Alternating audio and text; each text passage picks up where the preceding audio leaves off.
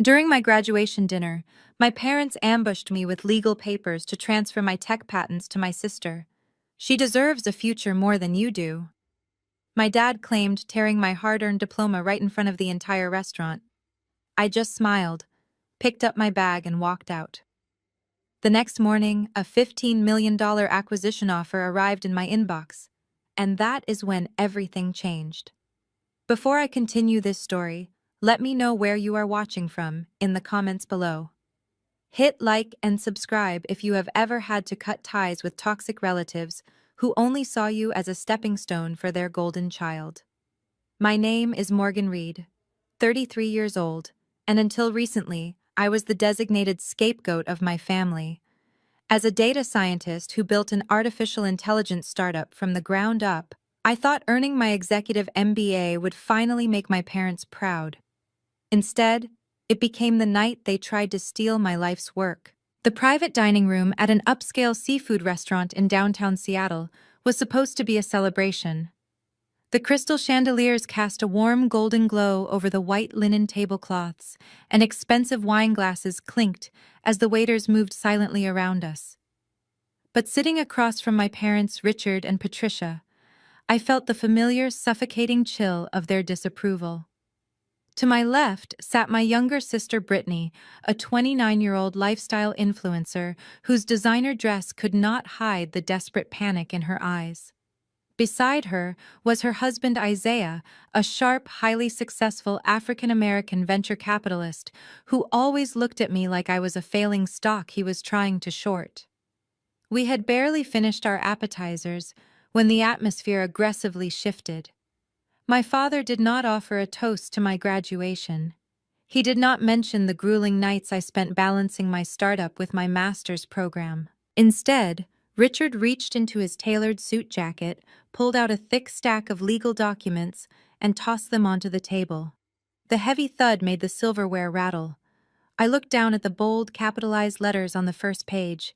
It read, "Intellectual Property Transfer Agreement." "What is this?" I asked, my voice completely steady, despite the sudden drop in my stomach. "It is a solution to a family crisis," my father said, leaning forward and resting his elbows on the table. "Brittany's cosmetic company is going under. Her investors are pulling out and she is facing bankruptcy. We need your artificial intelligence algorithm to pivot her business model and secure a new round of funding. You are going to sign over the patent rights to her tonight." I stared at him, genuinely wondering if he had lost his mind. "You want me to give my predictive medical analysis algorithm a complex technology I spent 3 years coding from scratch to a failing makeup brand?" My mother. Patricia slammed her wine glass down her face, twisting with sudden anger. "You are such a selfish child, Morgan. That useless tech project of yours is doing nothing but sitting on a server taking up space. Brittany actually has an audience. She needs this to save her brand and her reputation. You owe this family. Your father let you live in our basement for 4 years during college. You should be grateful we are even giving you a seat at this table." I looked at my mother, refusing to break eye contact, letting the years of emotional abuse fuel my clarity. "I lived in a damp, unfinished basement that flooded every spring," I replied, enunciating every word clearly so there could be no misunderstanding. "And I paid you $800 a month in rent to stay there. Meanwhile, you drained my college savings account to pay the deposit for Brittany and Isaiah's lavish destination wedding. I do not owe this family a single dime, and I certainly do not owe you my intellectual property." Isaiah chuckled softly, shaking his head with an arrogant smirk. "Come on, Morgan. You are a data scientist, not a business mogul. You do not know how to monetize this asset properly. Brittany has the brand image. I have the venture capital connections. We take your code, rebrand it as an AI beauty matching tool, and we all win. Do not be stubborn. You are completely out of your depth here, and we are throwing you a lifeline." I reached across the table and pushed the legal documents back toward my father. "I am not signing anything," I said calmly. "My algorithm is designed to predict cellular mutations, not match lipstick shades." I am not letting you butcher my life's work to bail out a vanity project that failed because Brittany spent her startup capital on designer handbags instead of product development. My father's face turned a violent shade of red. He stood up abruptly, his chair scraping loudly against the hardwood floor. Other diners in the restaurant stopped eating and turned to stare, but Richard did not care about causing a scene. He reached over and grabbed the leather folder containing my newly awarded executive MBA diploma, the very reason we were supposedly celebrating tonight. "You ungrateful, pathetic failure," he spat, his voice echoing through the elegant dining room. He gripped the thick parchment with both hands and ripped it right down the middle, the sound of tearing paper slicing through the sudden silence of the restaurant. He threw the torn halves directly at my chest, letting them flutter down onto my plate. "A piece of paper does not make you successful. You are nothing without this family's backing. Sign the transfer right now or you are no longer my daughter. Walk out that door and you are dead to us." Brittany looked at me with a smug, expectant smirk, waiting for me to break down, apologize, and surrender, just like I always did when we were kids. Patricia crossed her arms, nodding in aggressive agreement with my father's cruel ultimatum. Isaiah just watched, clearly expecting me to fold under the pressure. But they had miscalculated terribly. The scared girl, who used to cry for their approval, had died a long time ago, buried under years of their blatant favoritism and manipulation. I looked down at the torn pieces of my diploma, then back up at the 4 people who shared my blood, but never my heart. I smiled. It was a cold, empty smile that made Brittany's confident smirk immediately falter. I picked up my purse, stood up, and smoothed the front of my dress. "Keep the scraps, Richard," I said, my voice carrying clearly across the silent room so every patron could hear. "I already have the knowledge in my head, and you clearly need the paper to feel important. Have a wonderful evening." I turned and walked out of the restaurant, my heels clicking rhythmically against the marble floor. I did not look back. I did not shed a single tear. I stepped out into the cool Seattle night air and hailed a cab, feeling an overwhelming, intoxicating sense of liberation. Let them disown me. Let them think they had won this battle. They had no idea that while they were busy trying to steal my work to save a sinking ship, I was already negotiating with industry giants. Because the very next morning, an email from the CEO of Apex Health would land in my inbox carrying an official acquisition offer of $15 million and triggering a ruthless war that would cost my family absolutely everything. The morning sun filtered through the blinds of my downtown Seattle apartment, casting long geometric shadows across the hardwood floor. I sat on the edge of my bed, a steaming mug of black coffee in my hand, and stared at my phone resting on the nightstand. Part of me, the inner child that had spent 3 decades begging for crumbs of affection, anticipated a text. A missed call. A half-hearted apology from my mother claiming my father was just stressed about Brittany and her failing business. I picked up the device and unlocked the screen. Nothing.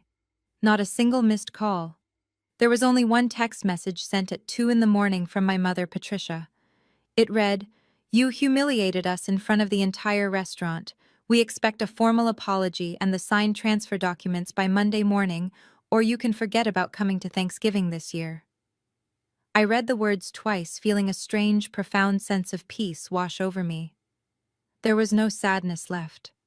The threat of being excluded from a holiday dinner, a dinner where I was usually relegated to the corner seat and ignored while everyone praised Brittany, felt like a gift rather than a punishment. I tapped the screen, blocked my mother's number, and then proceeded to block my father, my sister, and my arrogant brother-in-law, Isaiah. The digital cord was officially cut. I was free. I walked over to my home office setup and opened my encrypted laptop. My startup, NeuroPredict Analytics, was essentially just me, a handful of contracted cloud servers, and 3 years of relentless coding. I clicked on my secure business email client. At the very top of the inbox, marked with high importance, was an unread message from the Chief Technology Officer of Apex Health. Apex Health was a massive multinational healthcare conglomerate. We had been in quiet, rigorous technical discussions for the past 2 months. Their data scientists had been testing a sandboxed version of my predictive algorithm, the exact same algorithm my father had dismissed as a useless tech project. I clicked open the email. My eyes scanned the formal corporate letterhead, skipping past the pleasantries and landing directly on the bolded financial terms of their official acquisition offer. $15 million. I stopped breathing for a full 10 seconds. I leaned closer to the monitor, my eyes tracing the zeros.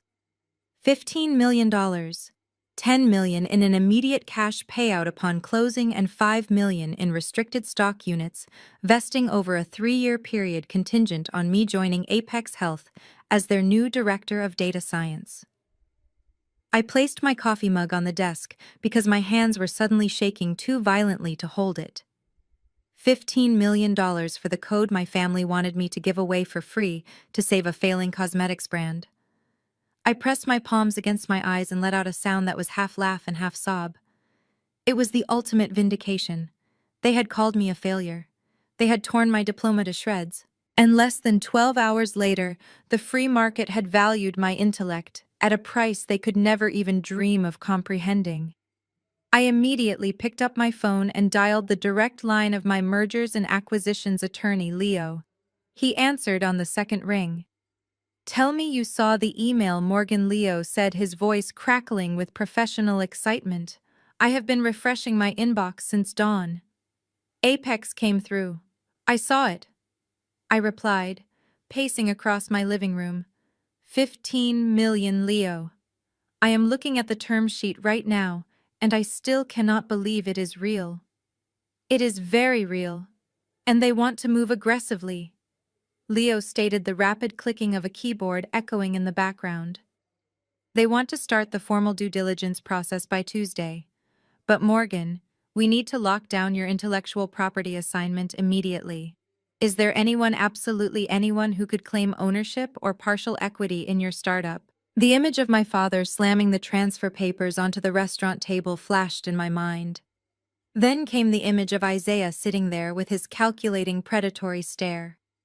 Isaiah managed millions in venture capital. He knew how the tech world operated. He knew how to exploit legal loopholes, leverage hostile takeovers, and bury founders in endless litigation. "Leo, we have a problem," I said, my tone turning deadly serious. I told him everything about the graduation dinner, the ambush, the aggressive demand to transfer my patents to Brittany, my father tearing up my diploma. When I finished, the line went dead silent for a long moment. "Listen to me very carefully, Morgan," Leo finally said, his voice dropping an octave. "If your brother-in-law is a venture capitalist, he is not stupid. He might not know the exact dollar amount, but he clearly smells blood in the water. If he suspects you are sitting on a multi-million-dollar asset, he will use his firm's legal resources to drown you in frivolous lawsuits just to freeze your assets and force a settlement. He will try to claim that because you are family, or because of some imaginary verbal agreement they have equity." "I know," I said, gripping the phone tighter. "That is why they need to believe I am a total failure. They need to think the algorithm is worthless." "What do we do?" "We make you a ghost," Leo replied without hesitation. "We do not sign the Apex deal under your name or your current corporate entity. I am going to establish an anonymous blind trust in Delaware today. We will transfer the entirety of your intellectual property and patent rights into that trust immediately. When Apex Health buys the algorithm, they will be purchasing it from the blind trust, not from Morgan Reed. Your name will be completely scrubbed from public financial disclosures." "Will it hold up if Isaiah tries to dig into public records?" I asked. "Delaware. Corporate privacy laws are impenetrable," Leo assured me. "By the time the acquisition is finalized, the money will be safely locked in offshore accounts controlled only by you." "But Morgan, you have to play your part perfectly. You cannot buy a new car. You cannot upgrade your apartment. You have to let them believe they won. You have to let them think you are broke and desperate until the ink is dry on the Apex contract." I looked at the torn pieces of my diploma that I had shoved into my purse the night before. I pulled them out and dropped them into the trash can. "Do not worry about my acting skills, Leo," I said, a cold, calculating resolve settling over my heart. I have spent my entire life pretending everything is fine while they walked all over me. Playing the broke, defeated daughter for a few more weeks will be the easiest performance of my life. Draft the blind trust documents. I am cutting the cord. Excellent, Leo said. I will send the preliminary non-disclosure agreements to Apex Health this afternoon. Get ready, Morgan. Your life is about to change forever. I ended the call and walked over to my large bay window looking out at the Seattle skyline. The rain had started to fall, washing the city streets clean. My family thought they could bully me into submission. They thought they could strip me of my achievements and force me to be a sacrificial lamb for Brittany's vanity. But they were playing checkers, and thanks to Apex Health, I was about to fund a masterclass in three-dimensional chess. I smiled, watching the traffic below. The game had just begun. 2 days after the disastrous graduation dinner, Isaiah Grant sat in his corner office overlooking the Puget Sound. As a senior partner at a top-tier venture capital firm, Isaiah had built his entire career on sniffing out money before anyone else even knew it existed. He was a sharp, impeccably dressed African-American man who navigated the cutthroat world of tech investments with absolute precision. He did not make mistakes, and he certainly did not let opportunities slip through his fingers. His private line rang loudly in the quiet office. The caller ID showed a number from Palo Alto. It was an old college buddy who now worked as a senior acquisitions analyst at a massive private equity fund in Silicon Valley.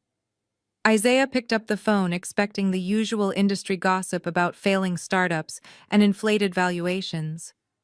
Instead, the voice on the other end delivered a piece of information that made Isaiah sit up straight in his expensive leather chair. His contact spoke quickly, detailing a massive rumor circulating through the valley. Apex Health, the global medical conglomerate, was quietly preparing a major acquisition. They were about to drop 8 figures on a completely unknown artificial intelligence startup based in Seattle. The contact mentioned that the software was a predictive cellular analysis algorithm built by a solo female founder who had just finished her executive business degree. Isaiah felt his blood run cold. His mind raced back to the dinner at the seafood restaurant. He remembered Morgan sitting across from him, calmly refusing to hand over her code. He remembered Richard yelling, calling her a failure, tearing up her degree. He remembered his own arrogant words, telling Morgan she was out of her depth. Isaiah ended the call abruptly. He pulled up his browser and began digging through every single database his firm had access to. He cross-referenced medical artificial intelligence startups in Seattle with solo female founders. He pulled up the sparse digital footprint of NeuroPredict Analytics. The puzzle pieces slammed together with terrifying clarity. The algorithm they had tried to bully Morgan into giving away for free to save Brittany's ridiculous cosmetic brand was not a useless tech project. It was a gold mine. It was the exact asset Apex Health was currently trying to acquire for a reported $15 million.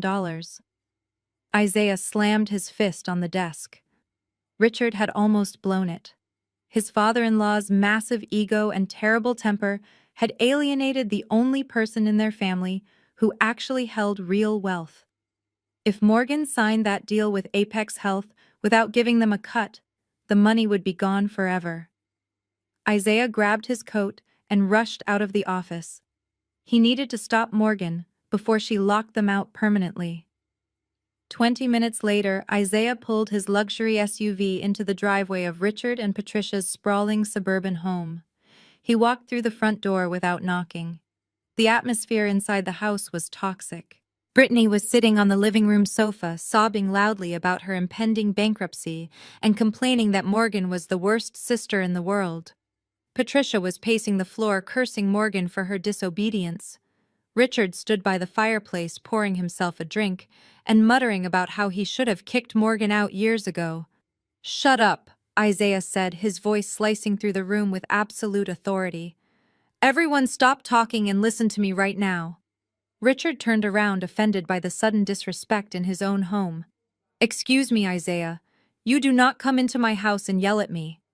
"I said shut up, Richard," Isaiah snapped, stepping directly into the center of the room.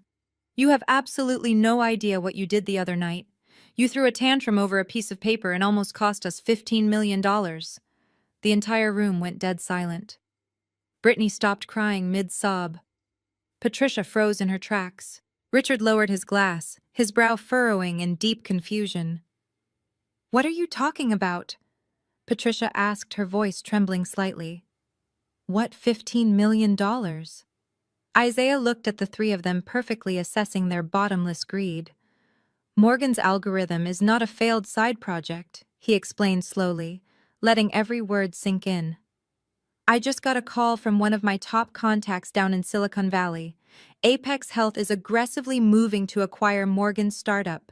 The initial offer on the table is $15 million, and she is currently negotiating the final terms. The code you demanded she give to Brittany for free is worth a fortune, and Morgan knows it." Patricia gasped, her hand flying to her mouth. Brittany's eyes widened to an impossible size, the tears instantly drying up as the reality of the money washed over her. Richard stared at Isaiah, his face draining of color. "$15 million?" Richard repeated, his voice barely a whisper. "That ungrateful girl is sitting on $15 million, and she did not say a single word to us.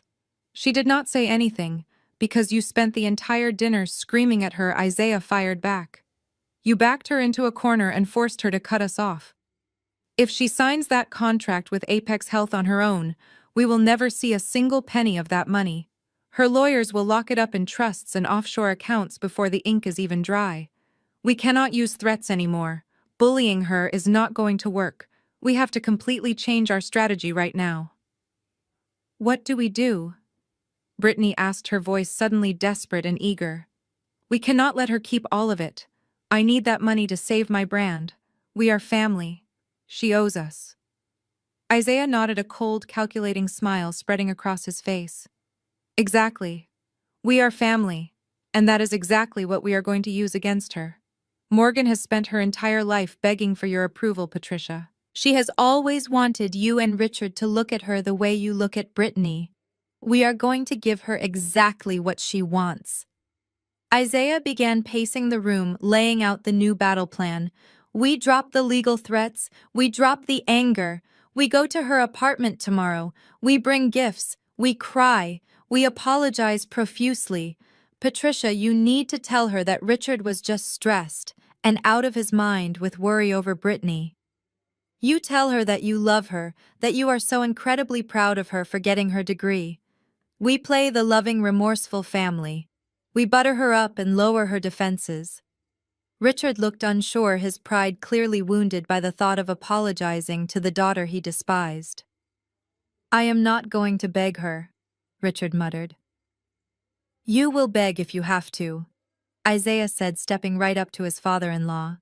"You will get down on your knees and cry if it gets us access to that intellectual property. Once she trusts us again, once she lets us back into her life, I will use my venture capital legal team to find a loophole in her company structure.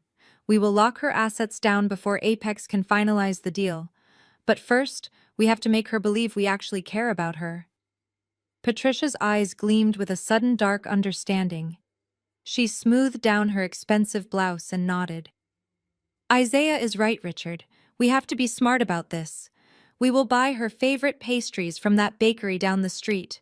We will show up looking completely heartbroken. Morgan is weak when it comes to family affection. She will fold the second I start crying."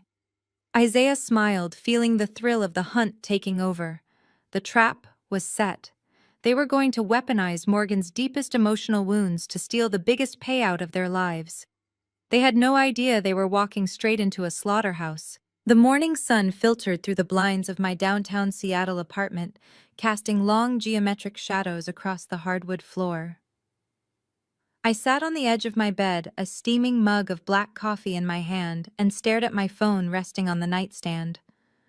Part of me, the inner child that had spent 3 decades begging for crumbs of affection, anticipated a text, a missed call, a half-hearted apology from my mother claiming my father was just stressed about Brittany and her failing business. I picked up the device and unlocked the screen. Nothing, not a single missed call. There was only one text message sent at 2 in the morning from my mother, Patricia. It read, "You humiliated us in front of the entire restaurant. We expect a formal apology and the signed transfer documents by Monday morning, or you can forget about coming to Thanksgiving this year." I read the words twice, feeling a strange, profound sense of peace wash over me. There was no sadness left. The threat of being excluded from a holiday dinner, a dinner where I was usually relegated to the corner seat and ignored while everyone praised Brittany, felt like a gift rather than a punishment. I tapped the screen, blocked my mother's number, and then proceeded to block my father, my sister, and my arrogant brother-in-law, Isaiah. The digital cord was officially cut. I was free. The heavy downpour of the Seattle morning soon battered against my apartment windows, creating a steady, rhythmic drumming sound that perfectly matched the rapid typing of my fingers. I was deep into a secure virtual meeting with Leo, finalizing the complex blind trust structures, when the sharp, unexpected chime of my front door buzzer echoed through the quiet living room. I paused my typing. Nobody knew this address except a few trusted colleagues, and I certainly was not expecting any deliveries. I walked over to the security intercom monitor mounted on the wall and stared at the high-definition video feed. Standing outside my door looking thoroughly drenched and holding a pristine pink pastry box from the expensive French bakery down the street were my parents. Patricia was adjusting her designer raincoat, her face arranged in a practiced expression of deep maternal sorrow. Richard stood rigidly beside her, shifting his weight from foot to foot, clearly uncomfortable but forcing a tight, agreeable smile. My heart gave a single hard thump before settling into a cold, steady rhythm. Isaiah had done it. He had sniffed out the Apex Health acquisition and sent them here to play the ultimate game of emotional manipulation. They were here to reel me back in. I walked back to my desk, picked up my smartphone, opened the voice memo application, and pressed the bright red record button. I slipped the phone into the front pocket of my cardigan, ensuring the microphone was perfectly unobstructed. Then I took a deep breath, arranged my features into a mask of weary vulnerability, and opened the front door. "Morgan, my sweet girl." Patricia gasped the moment the door swung open. She stepped forward and threw her arms around my shoulders, burying her face in my neck. Her perfume was overpowering, a heavy floral scent that completely masked the smell of the rain. She squeezed me tightly, and I could actually feel her forcing her shoulders to shake as if she were crying. It was an Oscar-worthy performance. If I had not spent the last decade analyzing data patterns and recognizing behavioral anomalies, I might have actually believed her. "We are so incredibly sorry," Morgan. Richard added, his voice dripping with manufactured remorse. He stepped into my apartment holding out the pink bakery box like a peace offering. "I was completely out of line the other night at the restaurant. The stress of Brittany and her failing business simply broke me. I took my frustrations out on the wrong daughter. You have to forgive an old man for losing his temper. We brought you your favorite strawberry tarts."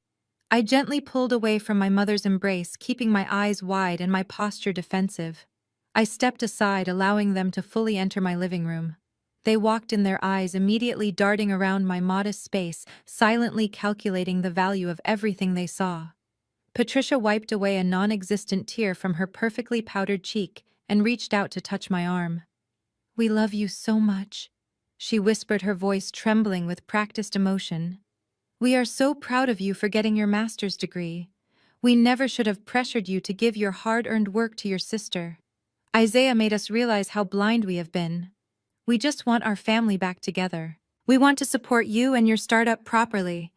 Let us help you grow your business, Morgan. We can be a team." I guided them toward the kitchen island, offering them a seat on the bar stools. I took the pink bakery box from my father and set it down next to my empty ceramic coffee mug. I looked at both of them, absorbing the sheer audacity of their sudden change in demeanor.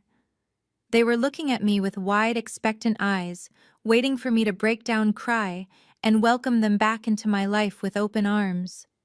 They wanted me to hand over the keys to the kingdom. I looked down at the marble countertop, pretending to be deeply conflicted. I let out a long, shaky sigh, playing the part of the broken daughter, seeking validation. Mom, Dad, I appreciate you coming here, I said, keeping my voice soft and hesitant. The dinner really hurt me. It made me realize that my startup was doing nothing but tearing this family apart. You were right about me being out of my depth in the business world.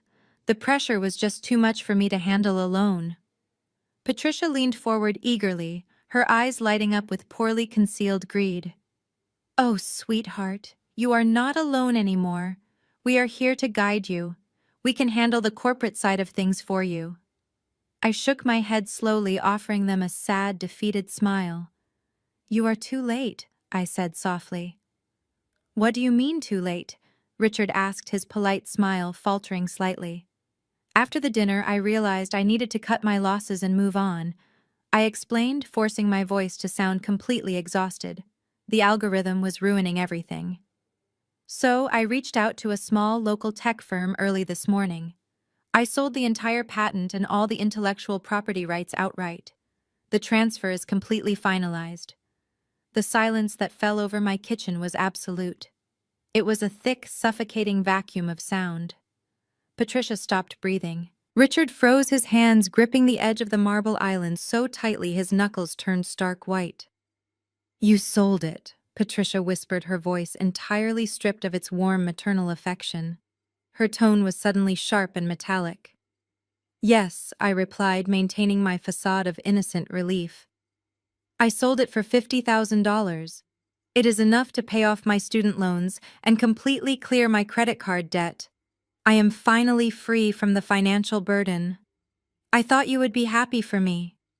The transformation was instantaneous and terrifying. The mask of the loving, remorseful parents did not just slip, it shattered into a million jagged pieces. Patricia's face contorted into a mask of pure, unadulterated hatred. Her eyes widened, blazing with a fury so intense it made her look almost demonic. $50,000, Richard roared, the sound exploding from his chest like a detonation. He lunged forward, his face turning a dangerous mottled purple. He grabbed my heavy ceramic coffee mug off the kitchen counter and hurled it straight down onto the hardwood floor. The mug shattered instantly, sending sharp shards of ceramic and dark coffee exploding across the room, splashing against my cabinets and my shoes. You stupid, worthless idiot, Richard screamed, spit flying from his lips as he slammed his fists down onto the marble island. You absolute moron. $50,000. Isaiah told us Apex Health was offering you $15 million. $15 million, Morgan. You gave away our fortune for pennies. You threw away $15 million of our family's money just to pay off your pathetic student loans. Patricia lunged toward me, her manicured fingers curling into claws, though she stopped just short of crossing the kitchen island. You ruined us! She shrieked, her voice echoing violently off the walls. That money was going to save Brittany. That money belonged to this family. Isaiah had a plan to secure it, and you threw it in the garbage because you are too stupid to know what you possess. You selfish, vindictive little failure. I stood perfectly still amidst the screaming and the shattered ceramic on my floor. I did not flinch. I did not step back. I just looked at them, watching them expose the ugliest, most venal parts of their souls over a sum of money they believed they were entitled to. The contrast between the crying, apologetic parents from 2 minutes ago and the raging, greedy monsters standing before me now was a masterpiece of human depravity. My hand casually slipped into my cardigan pocket, my fingers brushing against the smooth surface of my smartphone. The recording was capturing every single second of their violent, extortionate meltdown. They had just freely admitted on tape that they knew about the Apex Health acquisition, that Isaiah was orchestrating a plan to steal it, and that their apology was nothing but a calculated financial trap. I looked at my father's purple face and my mother's hateful eyes. I smiled a genuine, terrifying smile that made both of them suddenly stop screaming. I had everything I needed. I pointed to the door. Get out of my apartment before I call building security and have you both escorted out in handcuffs. My father stood with his chest heaving, his fists clenched tight enough to draw blood. He looked like he wanted to break more than just a coffee mug, but the cold and dead expression on my face finally made him hesitate. He grabbed my mother by the arm, dragging her toward the hallway. Patricia was still spitting venom, screaming about how I was a traitor and how I would rot in hell for keeping that money from my sister. The heavy oak door slammed shut behind them, shaking the walls of my living room. I immediately took my phone out of my cardigan pocket, stopped the recording, and uploaded the audio file directly to 3 separate encrypted cloud servers. I swept the broken ceramic into a dustpan, my hands completely steady.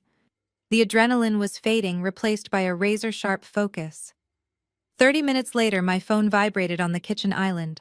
The caller ID displayed a generic corporate number from the financial district. I had blocked Isaiah earlier, but a senior partner at a venture capital firm always had alternate lines. I tapped the screen and lifted the phone to my ear, hitting the record button on my secondary device. "Morgan," Isaiah said. His voice was not laced with the frantic and unhinged rage my parents had just displayed.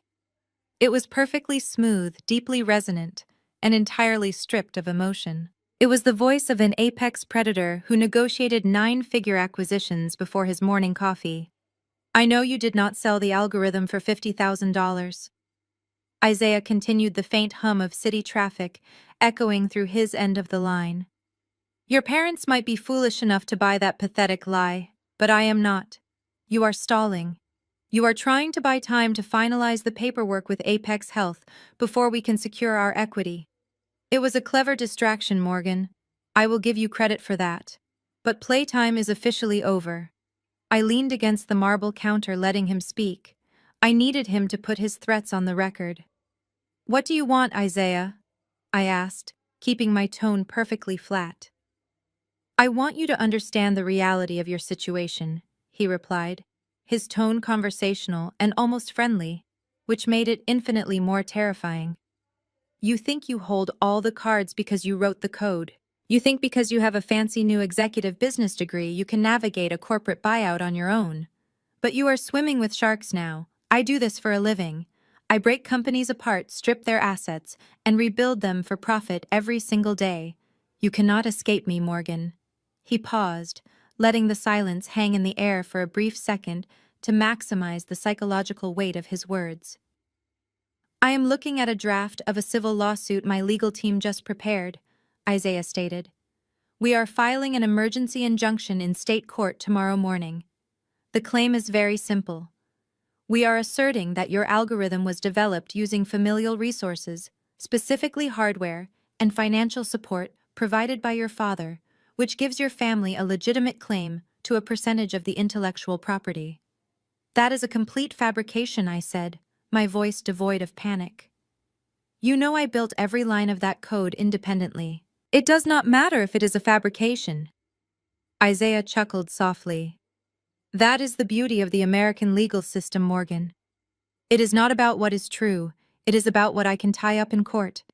The moment my lawyers file that injunction, your intellectual property becomes legally encumbered. The patent rights will be frozen. Do you know what happens when a publicly traded titan like Apex Health sees an encumbered asset during their due diligence process?" I remained silent, knowing exactly what he was going to say. "They run away," Isaiah answered for me. "They terminate the acquisition immediately. Apex Health is not going to spend $15 million and risk absorbing a messy and highly publicized family lawsuit. They will drop you, Morgan.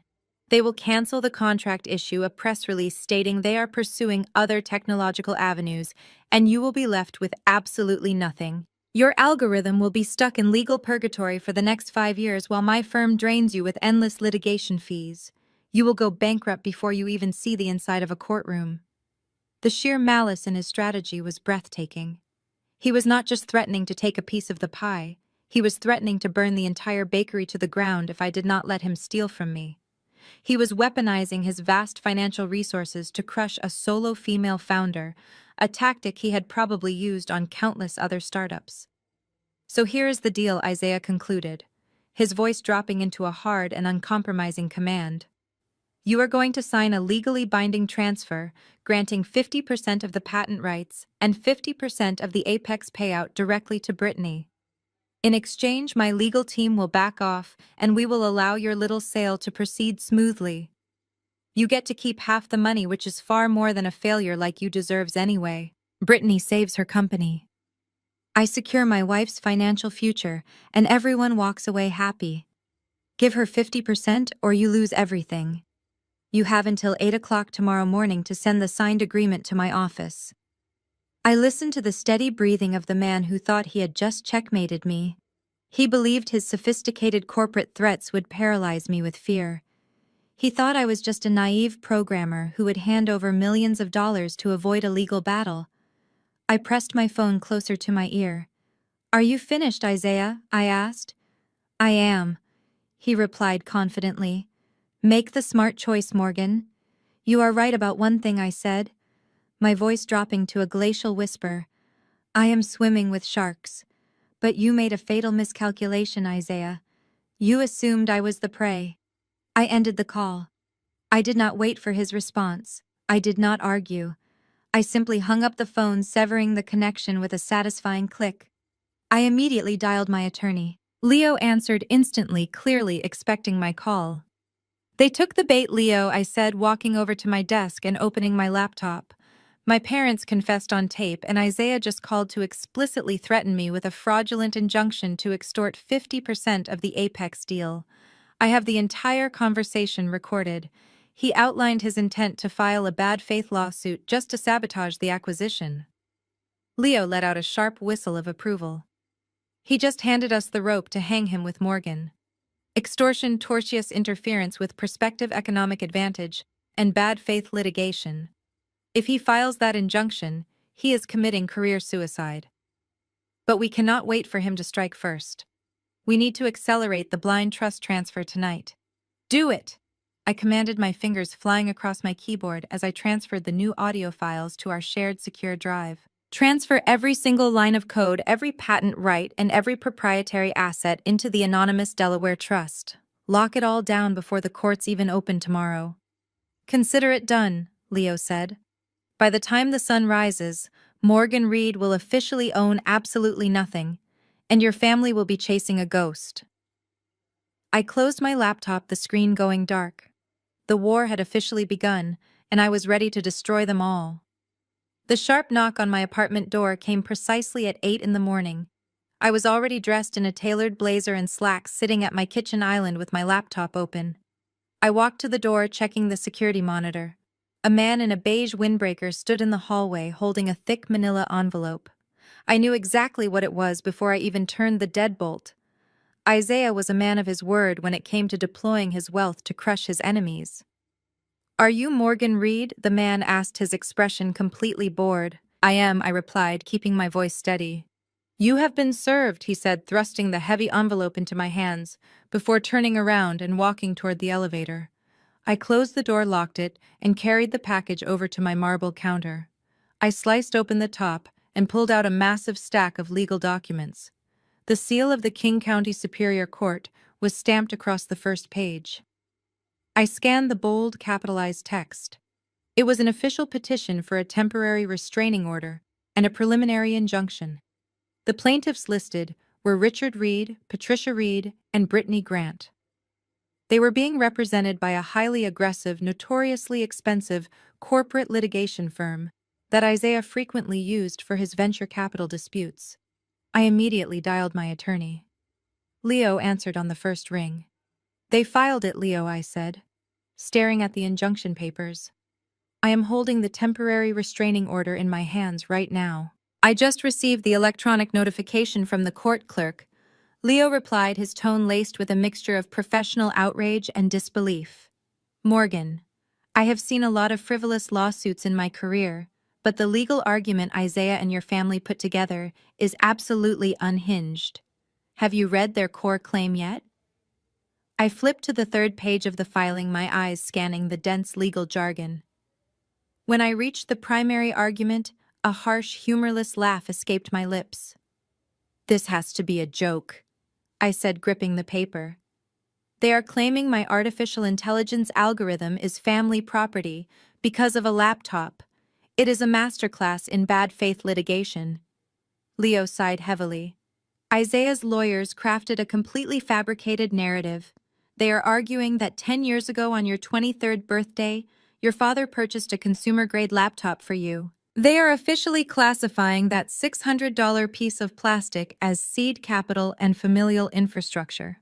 Because they allege the absolute earliest genesis of your coding took place on hardware funded by the Reed family, they are claiming your entire startup is a joint family venture. And as a member of this supposed family venture, Brittany is legally entitled to 50% of all intellectual property and future acquisitions. I stared at the document feeling a potent mix of absolute disgust and sheer amazement at their audacity. The laptop my father had bought me a decade ago was a cheap entry-level machine. I remembered that birthday vividly. Richard had complained for an hour about the price tag, calling me a financial burden while handing over the receipt. That computer could barely run basic word processing programs, let alone compile complex data structures. Leo, this is technologically absurd, I said, my voice rising with righteous indignation. My predictive medical algorithm relies on deep machine learning models. You cannot train a neural network on a 10-year-old commercial laptop. It would literally melt the motherboard. The entire architecture of my code was built exclusively on Amazon Web Services cloud servers, which I paid for entirely out of my own pocket, using my salary as a data scientist. I have years of credit card statements to prove it. I know that, and you know that, Leo explained patiently. But a superior court judge pushing 65 years old does not understand cloud computing infrastructure or machine learning. All the judge sees is a wealthy venture capitalist backing a family dispute over a contested business asset. Isaiah deliberately filed an emergency motion claiming you were actively attempting to liquidate disputed family assets. Judges almost always grant a temporary freeze in these situations just to maintain the status quo until a formal evidentiary hearing can take place. I flipped to the final page, my stomach tightening. The judge's signature was there in bold black ink. The injunction was fully active. What does this mean for the acquisition? I asked, dreading the answer. Before Leo could respond, a secondary incoming call beeped on my phone. The caller ID flashed the corporate number for Apex Health. The timing was too perfect to be a coincidence. Isaiah had undoubtedly made sure the corporate attorneys at Apex received a copy of the injunction the very second the judge signed it. Apex is calling me right now, I told Leo. Answer it, Leo commanded. Do not sound panicked. Sound annoyed. Tell them we are handling a frivolous nuisance suit and that it will be resolved shortly. I switched over to the incoming call, taking a slow, deep breath to steady my heart rate. This is Morgan Reed, I answered smoothly. Morgan, this is David, the lead acquisitions counsel for Apex Health. The voice on the other end was stripped of the warm, congratulatory tone they had used yesterday. It was strictly business cold and risk-averse. We just received an emergency injunction filing from a Seattle court regarding NeuroPredict Analytics.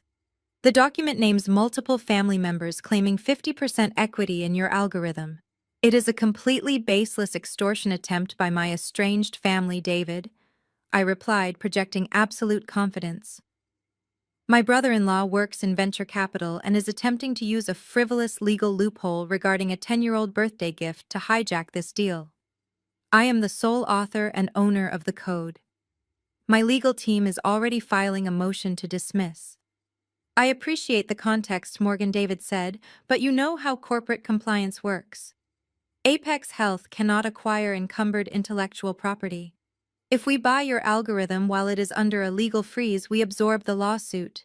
We do not do family drama. Our board of directors has ordered an immediate halt on the $15 million acquisition. My grip on the phone tightened. How much time do I have to clear this up? I asked. 72 hours, David stated firmly. If you cannot get that injunction fully lifted and provide a clean, uncontested chain of title by Thursday morning, Apex Health will permanently withdraw the offer. We will walk away, Morgan. Get it sorted. The line clicked dead. I lowered the phone, staring blankly at the wall of my apartment. Isaiah knew exactly what he was doing. He did not need to win the lawsuit to destroy me. He only needed to delay the process long enough for Apex to get spooked and pull their $15 million off the table. He was betting that the sheer terror of losing a life-changing fortune would force me to surrender. He expected me to call him crying, begging to sign over half my life's work to Brittany, just to salvage the remainder of the deal. I called Leo back, my jaw set, my eyes narrowing with a cold, unforgiving determination. Apex gave us 72 hours or they walk, I told my lawyer. Leo swore loudly under his breath. That is a brutal timeline, Morgan. Isaiah has us pinned. We have to rush a hearing, but court dockets are packed. No, I said, my voice dropping to a dangerous, icy whisper. We are not going to play defense anymore. Isaiah wants a war of attrition. He wants to drain my resources and run out the clock. But he does not realize that I have every single receipt, every single line of code history, and every single digital footprint mapping back a decade. We are not just going to lift this injunction, Leo. We are going to build a legal trap so devastating it will rip his entire venture capital career to shreds. Tell me what you need, Leo said, matching my newfound aggression. I need you to prepare a massive countersuit for tortious interference, I commanded. And I am going to tear my apartment apart to find the financial records from 10 years ago. They want to talk about family property. I am going to show the judge exactly what kind of family they really are. I spent the next 6 hours tearing my apartment apart. I dragged heavy plastic storage bins out from the back of my closet, dumping old tax returns, bank statements, and college receipts onto the living room floor. I needed paper trails. I needed the physical proof of every single server hosting fee I paid while waitressing during my early 20s. My hands were covered in dust, but my mind was operating with crystalline precision. Just as I found the crucial folder containing my original Amazon Web Services billing history, my phone began to vibrate on the kitchen counter. It was not a steady, rhythmic ring. It was a continuous, violent buzzing, the sound of a device receiving dozens of push notifications in rapid succession. I wiped my hands on my jeans and walked over to the screen. My lock screen was an absolute waterfall of alerts from professional networking sites and various local news aggregator applications. I tapped on the first news alert, my heart sinking as the page loaded. The headline on Seattle Tech Insider, a widely read industry blog, was written in bold, sensationalist font. It read, "Local AI founder defrauds family to secure $15 million buyout." I clicked the link, my eyes scanning the article with mounting horror. The piece was incredibly detailed, far too detailed for a random journalist to have written overnight. It cited anonymous sources close to the family, claiming that Morgan Reed, had secretly negotiated a massive corporate acquisition using proprietary technology funded entirely by my elderly parents. The article painted a devastating picture. It described my father as a generous, hardworking man who had sacrificed his own retirement to buy the computer equipment necessary to launch my career. It framed me as a ruthless, greedy sociopath who was now cutting her loving family out of their rightful equity, just days before closing the biggest deal of the year. Isaiah had not just leaked the injunction to Apex Health. He had used his vast venture capital media connections to orchestrate a highly coordinated, perfectly timed smear campaign. He was weaponizing public opinion, hoping the sheer weight of public humiliation would break my spirit. Before I could even process the full scope of the article, my phone vibrated again. A search engine alert I had set up for my startup's name flashed across the screen. This time, it was a link to a social media video. I opened the application. There was my sister Brittany broadcasting live to her hundreds of thousands of lifestyle followers. She was sitting on the plush velvet sofa in our parents' suburban living room. She wore no makeup. Her hair was deliberately messy, and her eyes were red and swollen. It was a masterful, calculated performance of absolute victimhood. "I never thought I would have to make a video like this," Brittany said to the camera, her voice trembling perfectly. She wiped a tear from her cheek, staring directly into the lens. "My sister Morgan is about to close a massive tech deal, and instead of helping the family who supported her, who housed her, and who paid for her equipment, she is legally trying to bankrupt our parents." Brittany paused, letting out a soft, dramatic sob. My beauty brand is struggling and Morgan promised to help me. But the second she saw a bigger paycheck, she turned her back on all of us. She served my parents with legal threats. She is trying to throw us out on the street just so she can keep all the millions for herself. I am just so heartbroken. How can someone be so cruel to their own flesh and blood? The video had already amassed 500,000 views in less than 2 hours. Below the video, the comment section was an absolute bloodbath of internet outrage. Thousands of people who knew absolutely nothing about the years of emotional abuse I had endured were tearing me to pieces. They called me a monster. They called me a greedy corporate snake. One comment with thousands of likes demanded that Apex Health drop the acquisition immediately. Another tagged my personal business accounts calling for a total boycott of NeuroPredict Analytics. My inbox was flooding with hateful emails from Britney's fanatic followers, some of them containing explicit death threats. The sheer scale of the character assassination was suffocating. Isaiah knew that venture capital firms and massive conglomerates like Apex hated public relations nightmares. By turning me into a viral villain, he was actively trying to force Apex to run away, ensuring that his 72-hour deadline would be my absolute execution. My hands shook as I scrolled through the endless stream of venomous messages. The scared, isolated girl inside me screamed to post a response. I wanted to turn on my camera and scream the truth. I wanted to tell the world about the damp basement, the exorbitant rent my parents charged me, and the fact that Richard had torn my diploma to shreds in a crowded restaurant. I wanted to post the audio recording of Isaiah blatantly extorting me. I actually typed out a furious defense on my keyboard, my fingers hitting the keys with enough force to crack them. But right before I hit the publish button, I stopped. I stared at the blinking cursor. If I posted the truth now, it would just turn into a chaotic internet brawl. Isaiah would use his expensive legal team to spin my defense as unhinged rambling. I would be playing his game on his turf, fighting in the mud, while he sat safely in his glass office. I deleted the drafted post. I closed the social media applications. I picked up my phone and dialed my lawyer. Leo answered immediately, the sound of furious typing echoing in the background. "Tell me you are not reading the Seattle Tech Insider piece," Leo said, his voice tight with anger. "I read it." I replied, my voice stripped of all emotion, cold and hollow. "I saw Britney's video too.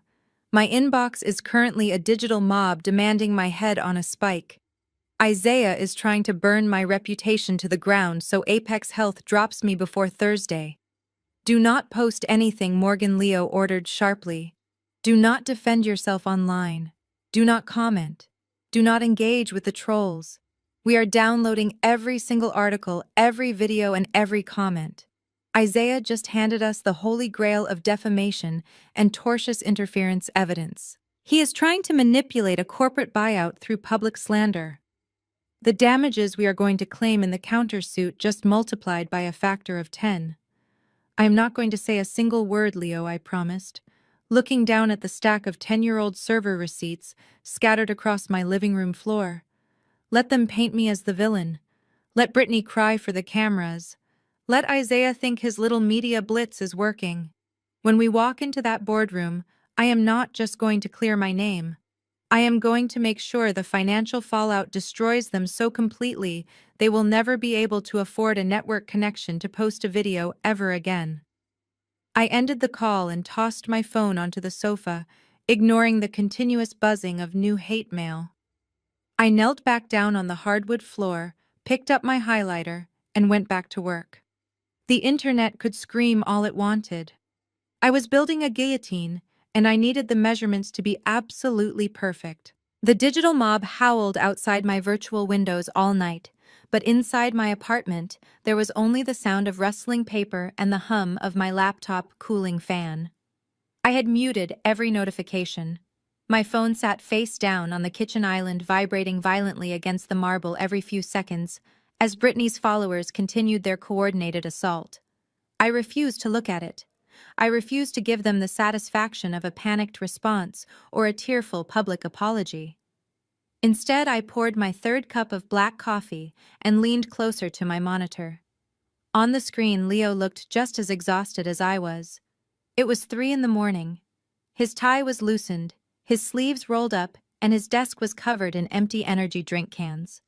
We had been on a secure video call for 9 straight hours, meticulously dismantling Isaiah's fraudulent injunction piece by piece. They are basing their entire claim on a singular piece of hardware, Leo said, rubbing his tired eyes and staring at his legal notepad. The injunction specifically cites the purchase of a commercial laptop by Richard Reed 10 years ago. They argue that because the initial coding environment was provided by familial funds, the resulting intellectual property is a joint venture. We need to kill the hardware argument before we even touch the software side. I shifted my weight on the floor, surrounded by 10 years of meticulously archived tax documents, bank statements, and faded retail receipts. My parents always mocked my obsessive record-keeping. They called me paranoid for digitizing and filing every single financial transaction I ever made. Tonight, that paranoia was going to save my $15 million deal. I found it. I said, my voice hoarse but triumphant. I pulled a faded, crinkled receipt from a plastic sleeve and held it up to the webcam. Then I cross-referenced it with a printed bank statement from my old college checking account. Leo leaned closer to his camera. "Read it to me, Morgan." It is a receipt from an electronics retailer dated exactly 2 weeks after my 23rd birthday. I read aloud, tracing the faded ink with my index finger. My father bought me a base model bottom-of-the-line laptop. It had a cheap processor and barely enough memory to run a web browser. It was a glorified typewriter. You cannot build a deep machine learning neural network on a typewriter, Leo. I tried, and the machine crashed within 2 days. I set the receipt down and picked up the bank statement. So I took my tips from working double shifts at the diner. I went to the store and I bought a high-performance motherboard, 2 terabytes of solid-state storage, and 32 gigabytes of premium random access memory. I gutted the cheap plastic shell my father bought me, and I rebuilt the entire machine from the ground up. I held the bank statement up to the lens. The total was $1,200. Paid entirely from my personal checking account. The only thing my father provided was the plastic outer casing and the keyboard. The actual computing power, the engine that processed the data, was completely funded by me. Leo let out a sharp, genuine laugh. That is perfect. In intellectual property law, the physical vessel is irrelevant if the creator independently financed the functional infrastructure. We just completely severed their hardware claim. But Isaiah has expensive lawyers, Morgan. They will pivot. They will argue that even if you upgraded the parts, the initial lines of code were still stored on a machine that originated as a family gift. That is where they are completely ignorant about modern data science, I replied, a slow, predatory smile forming on my face. I stood up, walked over to my desk, and shared my screen with Leo. I opened my Amazon Web Services administrative dashboard. I navigated to the billing history and filtered the data back to the very first day I registered the domain for NeuroPredict Analytics. My algorithm was never stored locally, I explained, watching Leo's eyes widen as he read the data on the shared screen. I knew my hardware was vulnerable. I knew the physical laptop could crash or get stolen. So from day one of the code, I utilized cloud computing.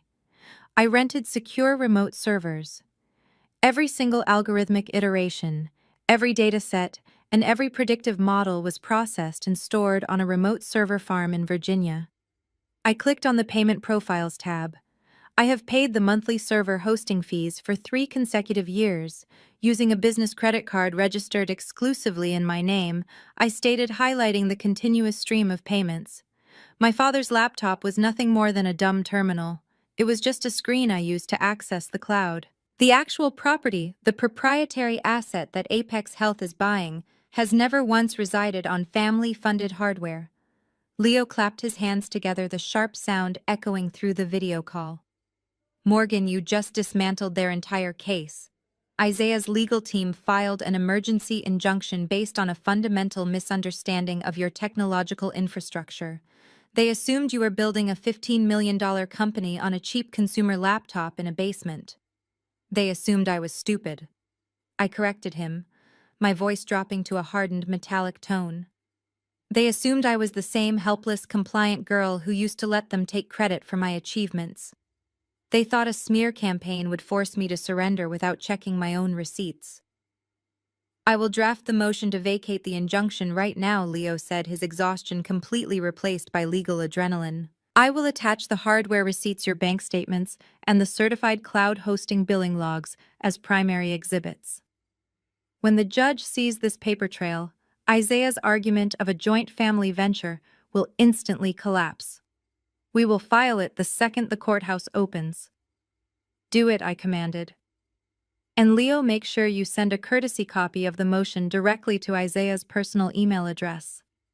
I want him to wake up, read the exhibits, and realize his entire extortion strategy just went up in flames.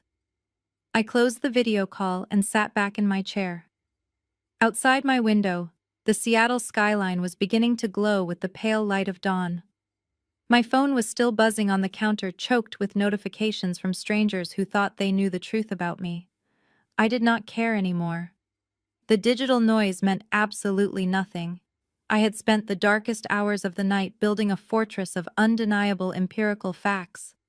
My parents and my sister could cry to the media. Isaiah could flex his venture capital muscle, but they could not argue with credit card receipts and cloud server logs. I had drawn a steel boundary around my life's work, and anyone who tried to cross it was going to get cut to pieces. The adrenaline from discovering the Amazon Web Services logs had barely begun to fade when my secure business line rang. It was 9 in the morning. I had just stepped out of the shower, my hair still damp, buttoning up a crisp white silk shirt. I walked over to my desk and glanced at the caller identification. It was David, the lead acquisitions counsel for Apex Health. He was not calling to check on the status of my legal defense. He was calling with an execution squad.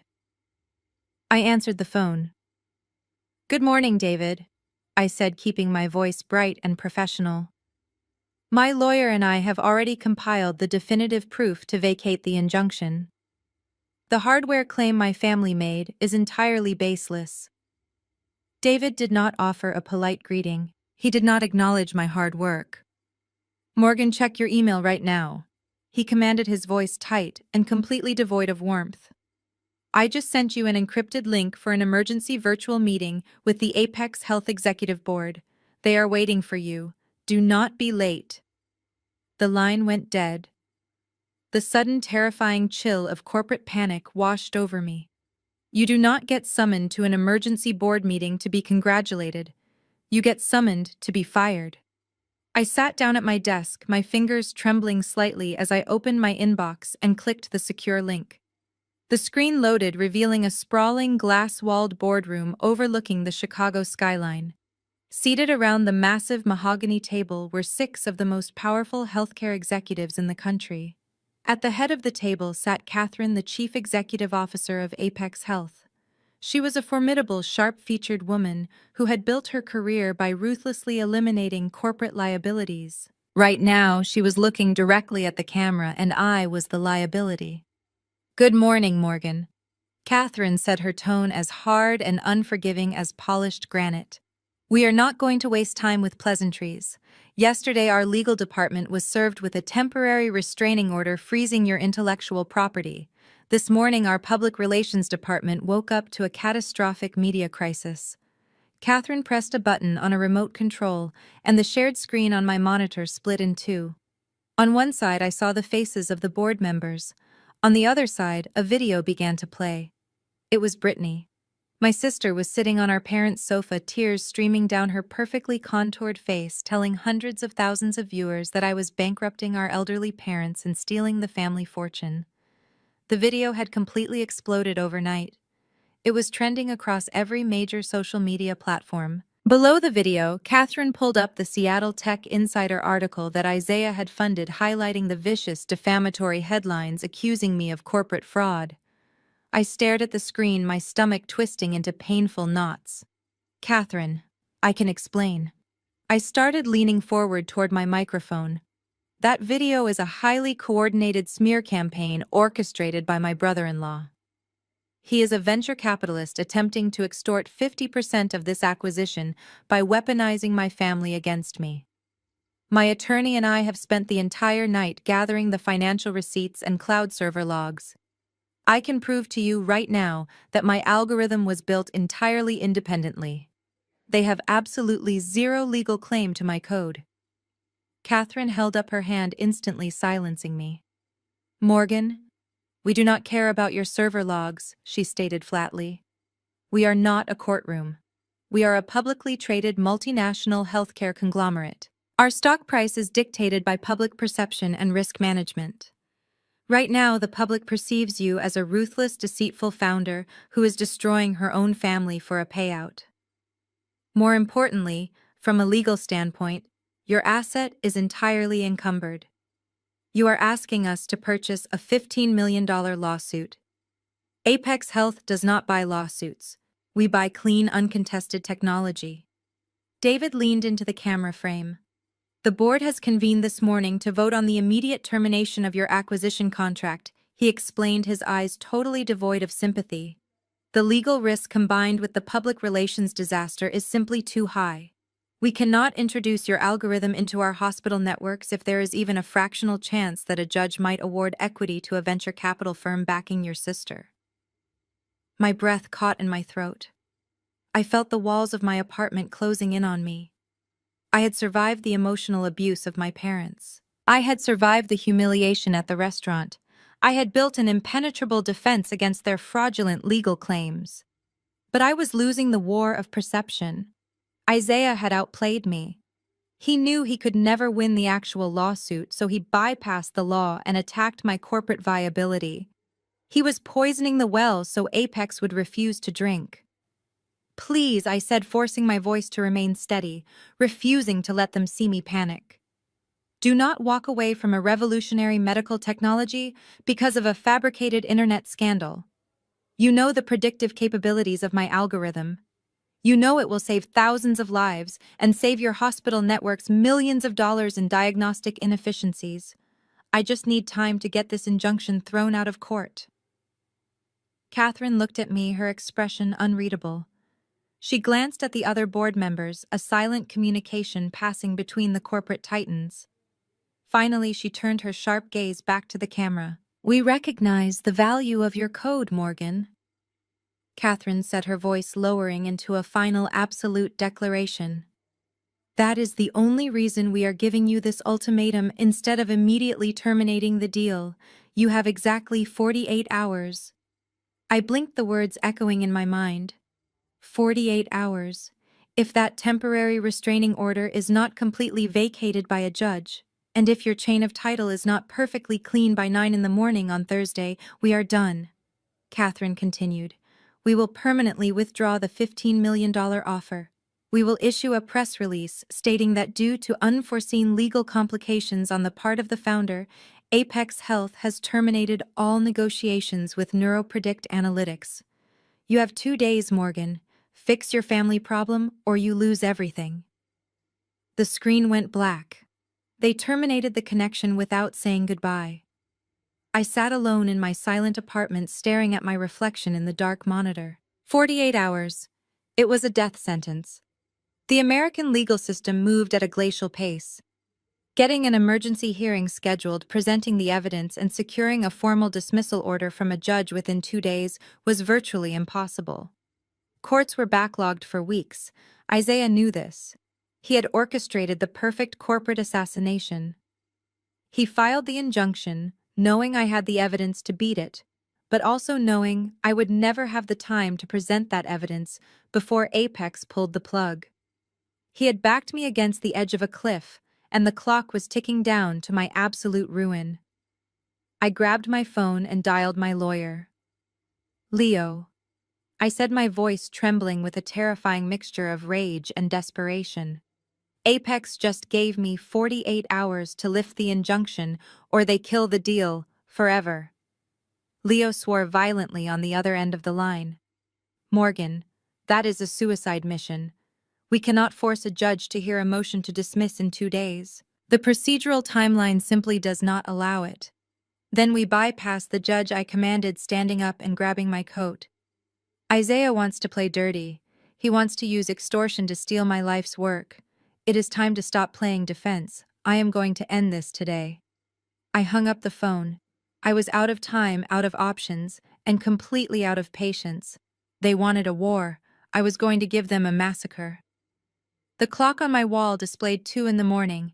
I was pacing the length of my apartment running entirely on black coffee and absolute rage. 48 hours. That was all the time I had to salvage a $15 million deal. Leo was working frantically on drafting a high-level extortion complaint against Isaiah, but we both knew the legal system would not move fast enough to beat the corporate deadline Apex Health had set. I needed a miracle, or I needed my family to make a catastrophic, unrecoverable mistake. My phone suddenly vibrated against the marble countertop, shattering the heavy silence of my apartment. It was not a text message from Leo. It was a high-priority push notification from the dedicated security application linked to my private office suite in downtown Seattle. I grabbed the device and unlocked the screen. A bright red banner flashed across the top. Motion detected in Sector 4. Main entrance compromised. I tapped the alert, bringing up the live high-definition security feed. My physical office space for NeuroPredict Analytics was modest, consisting of a small reception area, a server closet, and a main workspace enclosed entirely in frosted glass. I had installed military-grade cameras 3 months ago to protect client medical data files. Right now, those cameras were broadcasting a scene so entirely absurd, I actually had to blink to ensure I was not hallucinating from sleep deprivation. Standing in the dimly lit reception area of my office, illuminated by the harsh glare of the emergency exit signs, were my mother and my sister. Patricia was wearing a dark trench coat over her expensive cashmere sweater, her hair tied back in a frantic, messy knot. Brittany was right behind her, dressed in a sleek black athletic outfit that looked like she had purchased it specifically to play the role of a glamorous cat burglar. They were not alone. Beside them stood a man wearing the gray uniform of the building's night janitorial staff. I watched through the camera as Patricia pulled a thick envelope of cash from her designer purse and shoved it into the janitor's hand. The man nodded nervously, swiped his master keycard against the electronic scanner of my suite, and quickly walked away, disappearing down the corridor. My mother and sister were officially trespassing. They had just bribed a commercial building employee to gain unauthorized access to a secure corporate facility. I stared at the screen, my heart pounding with a sudden electric thrill. Isaiah might be a brilliant venture capitalist, but his arrogance had clearly infected his wife and mother-in-law. They genuinely believed I was on the verge of surrendering. They thought the media smear campaign had broken me. And because they were greedy and impatient, they had decided to accelerate the process by stealing what they believed was my only remaining leverage. Brittany pulled out her cell phone, holding it up to her ear. I tapped the audio icon on my security application, unmuting the highly sensitive microphones installed in the ceiling panels. "We are inside the suite," Brittany whispered loudly, her voice trembling with a mixture of terror and excitement. I could hear the tinny, distorted voice of Isaiah responding through her phone speaker, instructing her to find the physical hard drives. "Hurry up," Patricia hissed, grabbing Brittany by the arm and pulling her toward the frosted glass door that separated the reception area from my main workspace. "We just need to find the external drives. Isaiah said she keeps the master code on a physical backup. If we take the drives, she has absolutely nothing left to sell to Apex. She will have to drop the restraining order and sign the transfer agreement by tomorrow morning to get them back." I pressed my hand against my mouth to stifle a harsh, echoing laugh. It was a spectacular display of technological ignorance. Isaiah, in all his financial arrogance, actually believed a data scientist handling complex medical algorithms would keep a master copy of a $15 million proprietary code on a tangible, stealable hard drive sitting in a desk drawer. He had sent his wife and mother-in-law to steal a digital ghost. Brittany grabbed the brass handle of the inner glass door and pulled. It did not budge. I had installed a secondary biometric lock on that specific door. Patricia rattled the handle violently, her frustration boiling over. "It is locked," Patricia snapped. "Isaiah, the inner office is locked. How do we get in?" Through the audio feed, I heard Isaiah tell them to find a way inside no matter what it takes. He was completely blinded by greed, pushing them to commit a felony just to secure his payout. Patricia turned around, her eyes scanning the reception area. She spotted a heavy, solid metal base attached to a standing lamp near the waiting chairs. My mother, the woman who cared more about country club etiquette and suburban appearances than anything else in the world, marched over to the lamp. She unscrewed the heavy metal base, lifting it with both hands. "Mom, what are you doing?" Brittany gasped, taking a step back. "We are not losing $15 million because of a glass door," Patricia growled. She swung the heavy metal base directly into the center of the frosted glass. The impact was deafening. The tempered glass shattered instantly, exploding inward and showering my office carpet with thousands of glittering, sharp fragments. The piercing wail of the localized glass break alarm began to blare, a high-pitched siren that echoed through the empty commercial building. Patricia and Brittany completely ignored the alarm. They stepped carefully through the shattered frame, their designer shoes crunching over the broken glass, and rushed directly toward my main desk. They began pulling out drawers, frantically tossing files, empty flash drives, and stationery onto the floor. They were tearing my workspace apart with the desperate, frantic energy of wild animals looking for a meal. "Where is it?" Patricia yelled over the sound of the alarm, ripping the cables out of the back of my desktop monitor. "Find the black boxes. Find the storage drives." Brittany was throwing my reference books off the shelves, her breath coming in ragged, panicked gasps. "I do not see anything," she cried out. "There are just empty folders." I sat in my apartment watching the two women who had tormented me my entire life commit severe corporate sabotage on live high-definition video. They were destroying property. They were trespassing. They were actively searching for intellectual property to steal for financial extortion. The 48-hour deadline Apex Health had given me was no longer a death sentence. It was just enough time to watch my family walk straight into a prison cell. I leaned back in my chair, tracing the edge of my phone case. They wanted to play dirty. They wanted to break into my world and steal my future. I was going to make sure they never saw the outside of a courtroom again. I watched the high-definition feed as my mother and sister frantically tore my office apart. They were ripping open filing cabinets, dumping out perfectly organized client contracts, and throwing empty external drives onto the glass-covered floor. They were entirely consumed by their own greed, completely unaware that they were starring in a live broadcast that would end their freedom. I reached out and tapped the primary control panel on my security application. My finger hovered over the red icon labeled Lockdown Protocol. I did not hesitate. I pressed it firmly. Instantly, a loud mechanical hum echoed through the audio feed. At the front entrance of my office suite, heavy reinforced steel security shutters dropped from the ceiling, slamming into the floor with a terrifying metallic crash. The magnetic locks engaged simultaneously, securing the perimeter with thousands of pounds of force. The exit was completely sealed. Patricia froze, dropping a stack of manila folders. She spun around, staring at the steel shutters that had just trapped them inside. Brittany let out a sharp shriek of pure panic. She ran toward the shattered glass doorway, her designer sneakers slipping on the debris, and threw her weight against the secondary reinforced doors leading out to the hallway. They did not budge. Isaiah Brittany screamed into her phone, her voice cracking with absolute terror. The doors just locked. The metal gates came down. "We are trapped inside the office." I did not wait to hear Isaiah's panicked response. I picked up my cell phone and dialed 911. "Seattle Emergency Dispatch." A calm voice answered. "I need immediate police assistance at the commercial high-rise on 4th Avenue. I stated, my voice perfectly level and devoid of any emotional tremor. "I am the founder of NeuroPredict Analytics. I am currently monitoring a live security feed of two intruders who have bribed building staff, shattered the glass entry doors, and are actively ransacking my corporate suite to steal intellectual property. I have engaged the remote lockdown protocol. They are trapped inside the main workspace." The dispatcher typed rapidly. "Units are being dispatched immediately to your location. Are the suspects armed?" "They are armed with an extreme sense of entitlement," I replied coldly, "but no firearms are visible."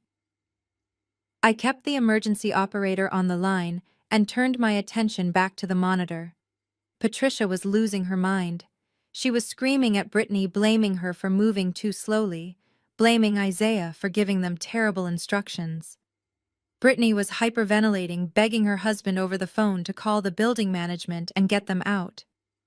Through the high-sensitivity microphones, I heard the heavy echoing thud of police boots rushing down the commercial hallway. The muffled voices of Seattle police officers demanded access. I tapped another button on my application, remotely disengaging the outer steel shutters to let the authorities inside. The moment the shutters raised, 6 police officers swarmed into the reception area, their flashlights piercing the dim lighting. They drew their tasers, shouting aggressive commands through the shattered glass frame. "Put your hands in the air and step away from the desks," the lead officer roared. "Do it right now." Patricia threw her hands up her face, draining of all color. She immediately shifted into her favorite role, the innocent persecuted victim. "Officer, please, you do not understand," Patricia cried out, her voice trembling with manufactured tears. "I am the mother of the woman who owns this company. We are just looking for some family documents. This is a massive misunderstanding." The police officers did not care about her maternal status. They looked at the shattered glass, the ransacked office, and the panicked women standing in the middle of a destroyed corporate workspace. "Turn around and place your hands behind your back," the officer commanded, stepping through the broken glass and grabbing Patricia by the arm. "You cannot do this to me," Patricia shrieked, struggling against the officer's grip. "I am Patricia Reed. I am a respected member of this community. My daughter is a billionaire. She will have your badge for this. Let me go." The sharp, unmistakable click of metal handcuffs snapping shut echoed through my speakers. Brittany was sobbing hysterically as another officer secured her wrists behind her back. She dropped her phone onto the carpet. The call with Isaiah was still connected, broadcasting the entire arrest directly to his ear. "Isaiah, please help us," Brittany wailed as she was marched toward the exit. The line went dead. Isaiah had hung up. I watched the feed as the police cleared my office, leaving it empty and silent once again. I ended the call with the dispatcher, leaned back in my chair, and took a deep breath. My mother and sister were on their way to a holding cell, facing felony charges for commercial burglary and corporate espionage. The 48-hour deadline Apex Health had given me was no longer a ticking time bomb. The people trying to steal my life's work were currently sitting in the back of a police cruiser. But the war was not entirely over. While Patricia and Brittany were taking the physical fall, the true architect of this disaster was still sitting safely in his luxury home. The next morning, the harsh reality of Isaiah Grant's desperation began to fully surface. Isaiah had not pushed my family to steal my algorithm merely out of standard corporate greed. He was drowning. He walked into the towering glass headquarters of his venture capital firm, his perfectly tailored suit doing an excellent job of hiding the cold sweat breaking out across his spine. For the past 2 years, Isaiah had been living a dangerous, fraudulent lie. Brittany's lavish lifestyle combined with a series of catastrophic investment failures had drained his personal accounts. To keep up the facade of the untouchable venture capitalist, Isaiah had quietly embezzled millions of dollars from his own firm's liquidity pools. He had moved the money through shell companies, assuming he could replace it before anyone noticed. But the firm had just scheduled a comprehensive quarterly audit for next week. The missing funds would be discovered. Isaiah needed a massive, untraceable cash injection immediately to cover his tracks and avoid federal prison. When he found out about my $15 million acquisition with Apex Health, he saw his salvation. He needed to extort that money to save his own life. He had brought his wife and mother-in-law into his scheme, using their greed to manipulate them into doing his dirty work. He believed he could force me to surrender, take his cut of the payout, and quietly replace the embezzled funds before the auditors arrived. Now sitting in his corner office, Isaiah stared at his computer screen in absolute horror. The morning news alerts were already flooding in. 2 prominent Seattle socialites had been arrested overnight for breaking into a tech startup. His wife was in jail. His mother-in-law was facing felony charges.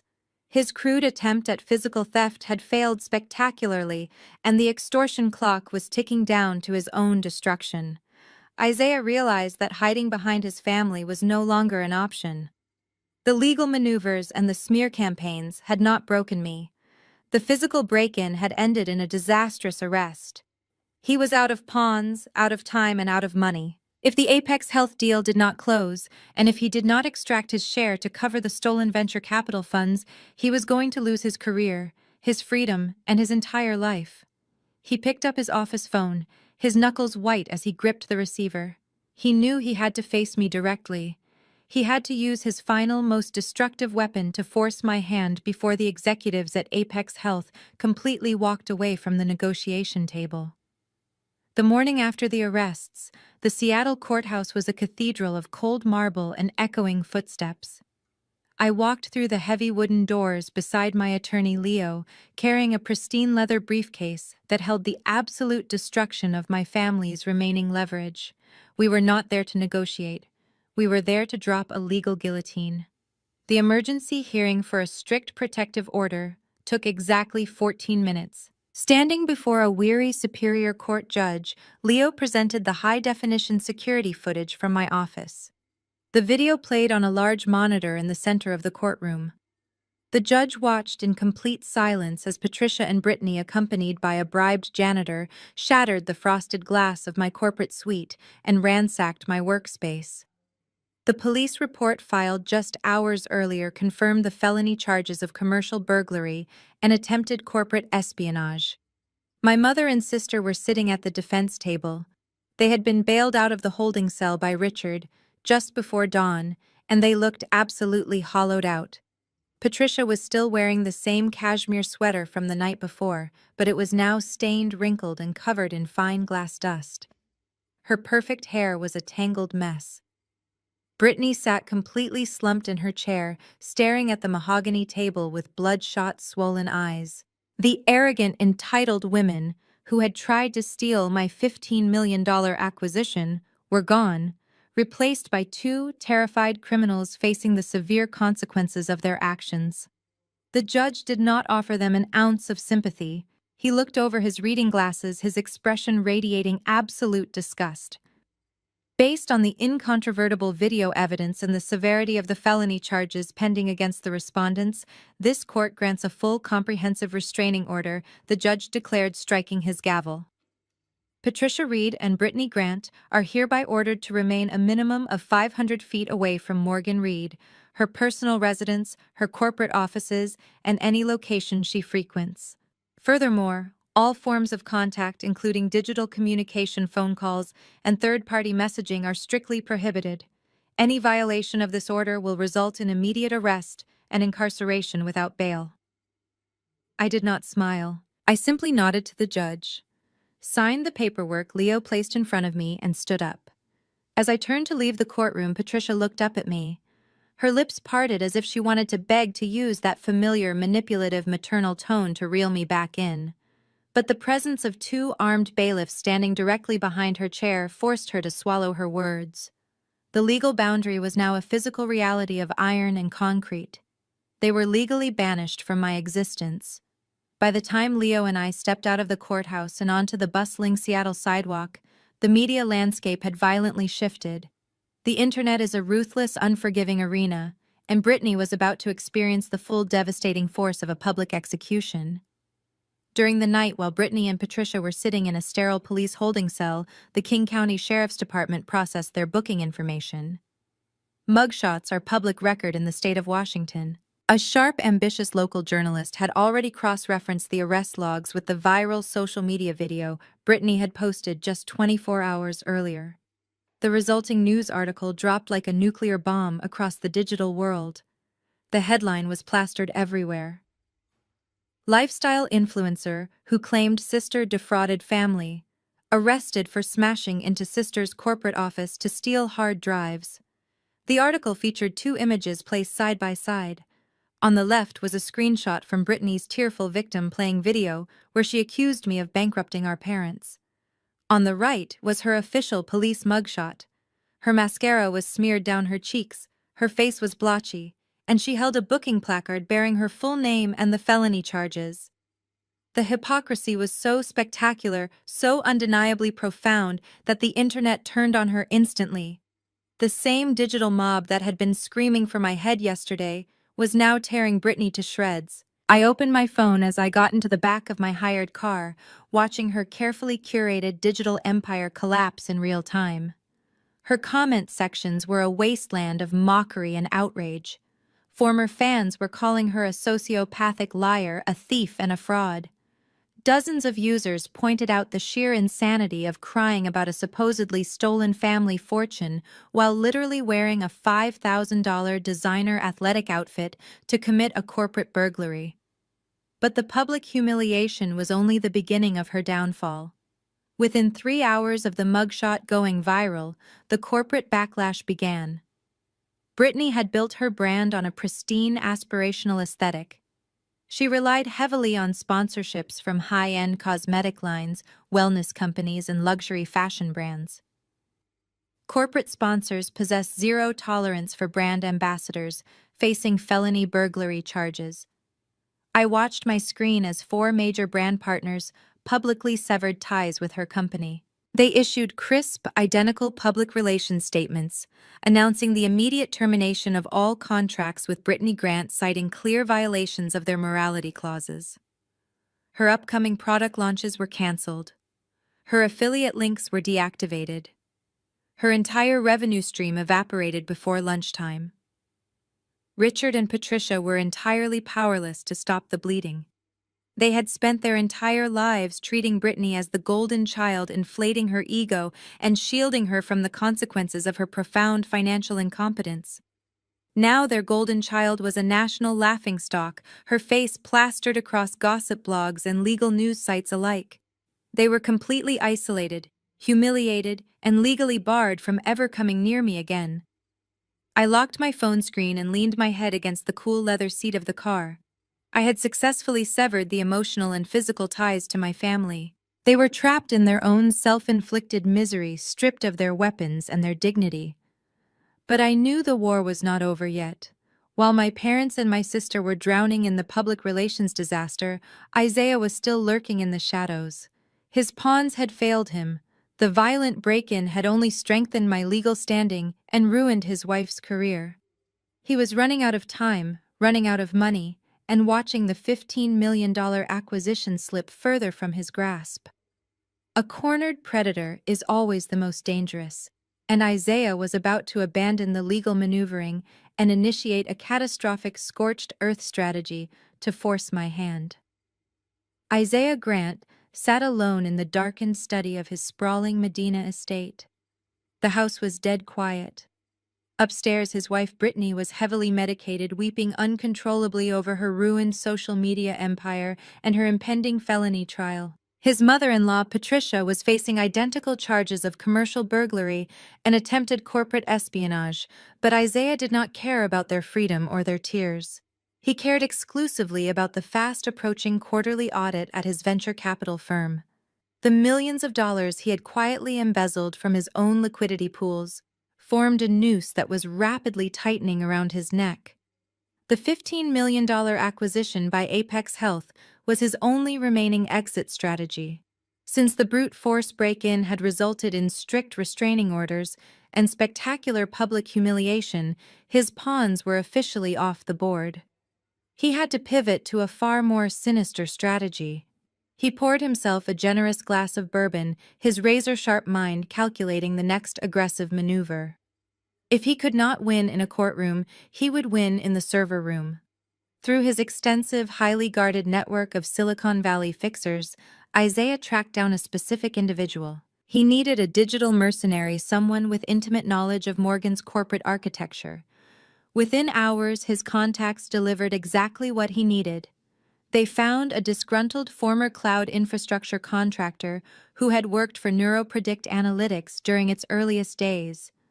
The contractor, a man named Colin, had been abruptly terminated by Morgan for repeatedly cutting corners on data encryption protocols. Colin was currently drowning in severe underground gambling debts, making him the perfect malleable target. Isaiah arranged a covert meeting at a discreet high-end cigar lounge in downtown Seattle. He arrived early, securing a private leather booth in the back corner, hidden behind a thick veil of cigar smoke. When Colin arrived looking nervous and thoroughly out of his depth, Isaiah did not waste time with pleasantries. He slid a thick, unmarked manila envelope across the polished mahogany table. Inside was $50,000 in untraceable, non-sequential cash, accompanied by a firm promise of $250,000 more once the objective was fully completed. Colin stared at the cash, his eyes wide with desperate greed. He did not even hesitate. He took the envelope, shoved it into his jacket, and immediately opened his laptop. Isaiah leaned forward, his dark eyes locked intensely on the glowing screen. He did not just want to steal the algorithm anymore. He wanted to forge a weapon of mass digital destruction. He needed a kill switch that would grant him absolute leverage. He instructed Colin to construct a highly sophisticated, completely untraceable backdoor malware. The malicious code was specifically engineered to infiltrate the predictive diagnostic models of Morgan's artificial intelligence. Colin typed furiously, his fingers dancing across the keyboard as he explained the technical mechanics of the attack. He detailed how the malware would invisibly alter the cellular mutation data parameters. It would force the artificial intelligence to generate catastrophically incorrect medical diagnoses. It would categorize benign cellular structures as malignant and flag terminal anomalies as perfectly healthy tissue. It would turn a life-saving healthcare tool into a lethal, unpredictable liability. For a massive conglomerate like Apex Health, a compromised diagnostic algorithm was a radioactive nightmare. It would expose their entire hospital network to billions of dollars in medical malpractice lawsuits. If Apex discovered even a fraction of this vulnerability during their final technical review, they would not just terminate the $15 million acquisition, they would report Morgan to federal regulators for attempting to sell fraudulent, life-threatening medical software. Colin explained to Isaiah that when he was terminated from NeuroPredict Analytics, he had secretly retained an outdated administrative access credential. It was a phantom backdoor he had built into the original Amazon Web Services staging environment, a ghost key that Morgan had allegedly forgotten to purge during her routine security audits. Colin quickly compiled the malicious payload, wrapping it in a stealth execution script to bypass standard firewall detections. He targeted what he firmly believed was the primary database architecture holding Morgan's highly coveted code. With a sharp, decisive tap of the Enter key, the covert upload commenced. A green progress bar filled the laptop screen, moving steadily as it bypassed the outer security layers. Within seconds, the system confirmed the malware had successfully breached the server and embedded itself deep within the root directory. The payload was perfectly concealed, disguised as a routine system update. Isaiah watched the confirmation message flash on the screen. A slow, terrifying smile spread across his handsome face. The power dynamic had instantly shifted back into his hands.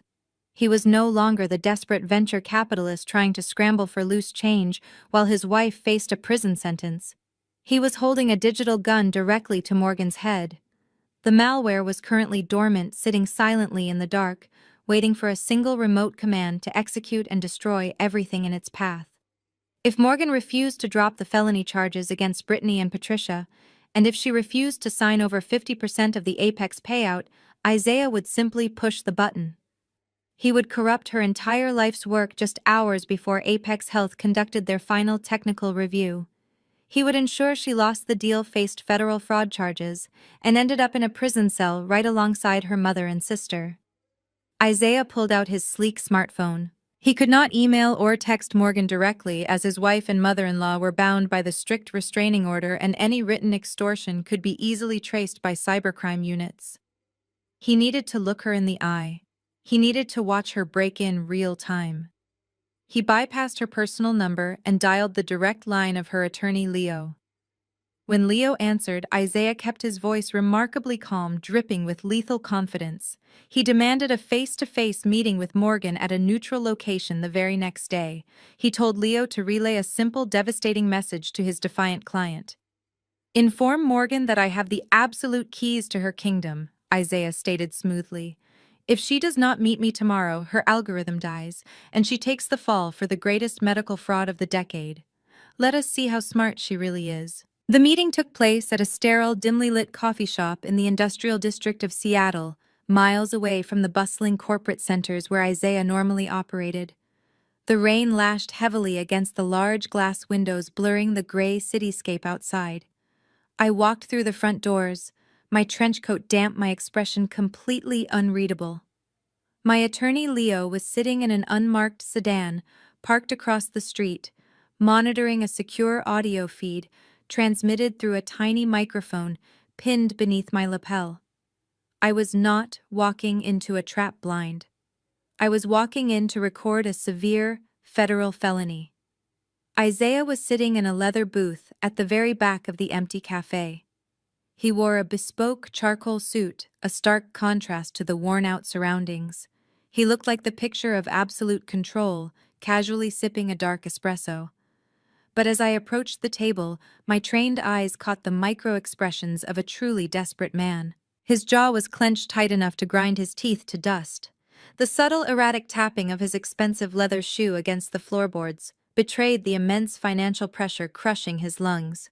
He was drowning in his own embezzled corporate debt, and I was his only remaining life raft. I slid into the booth across from him. I did not order a drink. I did not take off my coat. I just stared at him with absolute glacial silence. "You look remarkably confident for a woman who is exactly 24 hours away from federal prison," Isaiah said, his deep voice carrying a terrifying silky smoothness. He placed his espresso cup on the wooden table and leaned forward, clasping his hands together. "I have to admit, Morgan, watching you orchestrate the arrest of my wife and your mother was a masterful tactical play. You completely humiliated them. You destroyed Brittany's brand in a single afternoon. You effectively won the public relations war. But your fatal flaw is that you think small. You are playing checkers with human emotions while I am playing chess with digital infrastructure. Get straight to the point, Isaiah," I commanded, keeping my voice low and perfectly even. "I do not have time for your corporate posturing." Isaiah smiled, a cold and predatory flash of white teeth. "I hired a digital mercenary last night," he stated, his eyes locking onto mine with lethal intent. "Specifically, I hired Colin, the incompetent network contractor you fired last year. It turns out you missed a very critical backdoor when you purged his administrative access. Through that ghost key, Colin uploaded a highly sophisticated, entirely untraceable malware payload directly into the root directory of your cloud server. Right now, a digital parasite is sitting dormant inside the core database of NeuroPredict Analytics." My breath caught in my throat. I forced my hands to remain still on my lap, ensuring my body language reflected genuine shock. He had bypassed the legal system entirely and gone straight for the technological jugular. Isaiah saw my reaction and leaned back visibly, thriving on the sudden power shift. "It is a brilliant piece of malicious code." He continued, his tone almost conversational, which made the threat infinitely worse. "It is designed to subtly alter your predictive diagnostic parameters. If I send the remote execution command from my phone, the malware will actively scramble the cellular mutation data. It will force your artificial intelligence to categorize benign tumors as highly malignant and flag terminal cancer cells as perfectly healthy tissue. It turns your revolutionary medical software into a random lethal liability. You have your final technical review with Apex Health scheduled for 9 o'clock tomorrow morning," Isaiah stated, checking his heavy luxury wristwatch. "When their engineering team runs their definitive due diligence audit, they will test the algorithm using live medical data. If I push the button today, the software will fail catastrophically tomorrow. Apex Health will not just terminate the $15 million acquisition. They are legally obligated by federal law to report fraudulent medical technology to the government. You will lose the money, your reputation will be incinerated, and you will face decades in federal prison for attempting to sell a lethal diagnostic tool to a multinational hospital network." I stared at him, letting my breathing quicken just enough to simulate rising panic. "What are your terms?" I asked, forcing a slight desperate tremor into my voice to feed his monumental ego. My terms are absolute and non-negotiable, Isaiah said, pulling a folded legal document from his jacket pocket and sliding it across the polished table. First, you will immediately contact the district attorney and drop all felony commercial burglary charges against Brittany and Patricia. You will state on the official record that you gave them permission to enter the office and that the break-in was a massive misunderstanding. Second, you will sign this transfer agreement right now. It grants my venture capital firm 50% ownership of your patent rights and 50% of the immediate cash payout from Apex Health. That means $7.5 million wired directly into my offshore accounts the exact second the deal closes tomorrow morning. He leaned across the table, his dark eyes burning with absolute unyielding malice. You save my wife from a prison sentence, and you give me the capital I require to maintain my lifestyle. If you refuse, or if you try to alert the authorities, I will trigger the malware before you even walk out of this coffee shop. I will burn your life to the ground, Morgan. I will make sure you spend the rest of your youth in a federal penitentiary. Sign the paper or you lose everything. The silence in the coffee shop was deafening. I looked down at the contract resting on the table. Isaiah believed he had completely cornered me. He believed his ruthless corporate extortion had shattered my defenses. He had laid out his entire criminal conspiracy, detailing the cyber attack, the blackmail and the financial demands directly into the hidden microphone, recording every single syllable. He thought he was watching me break, but he was actually watching me meticulously prepare the final devastating act of his absolute destruction.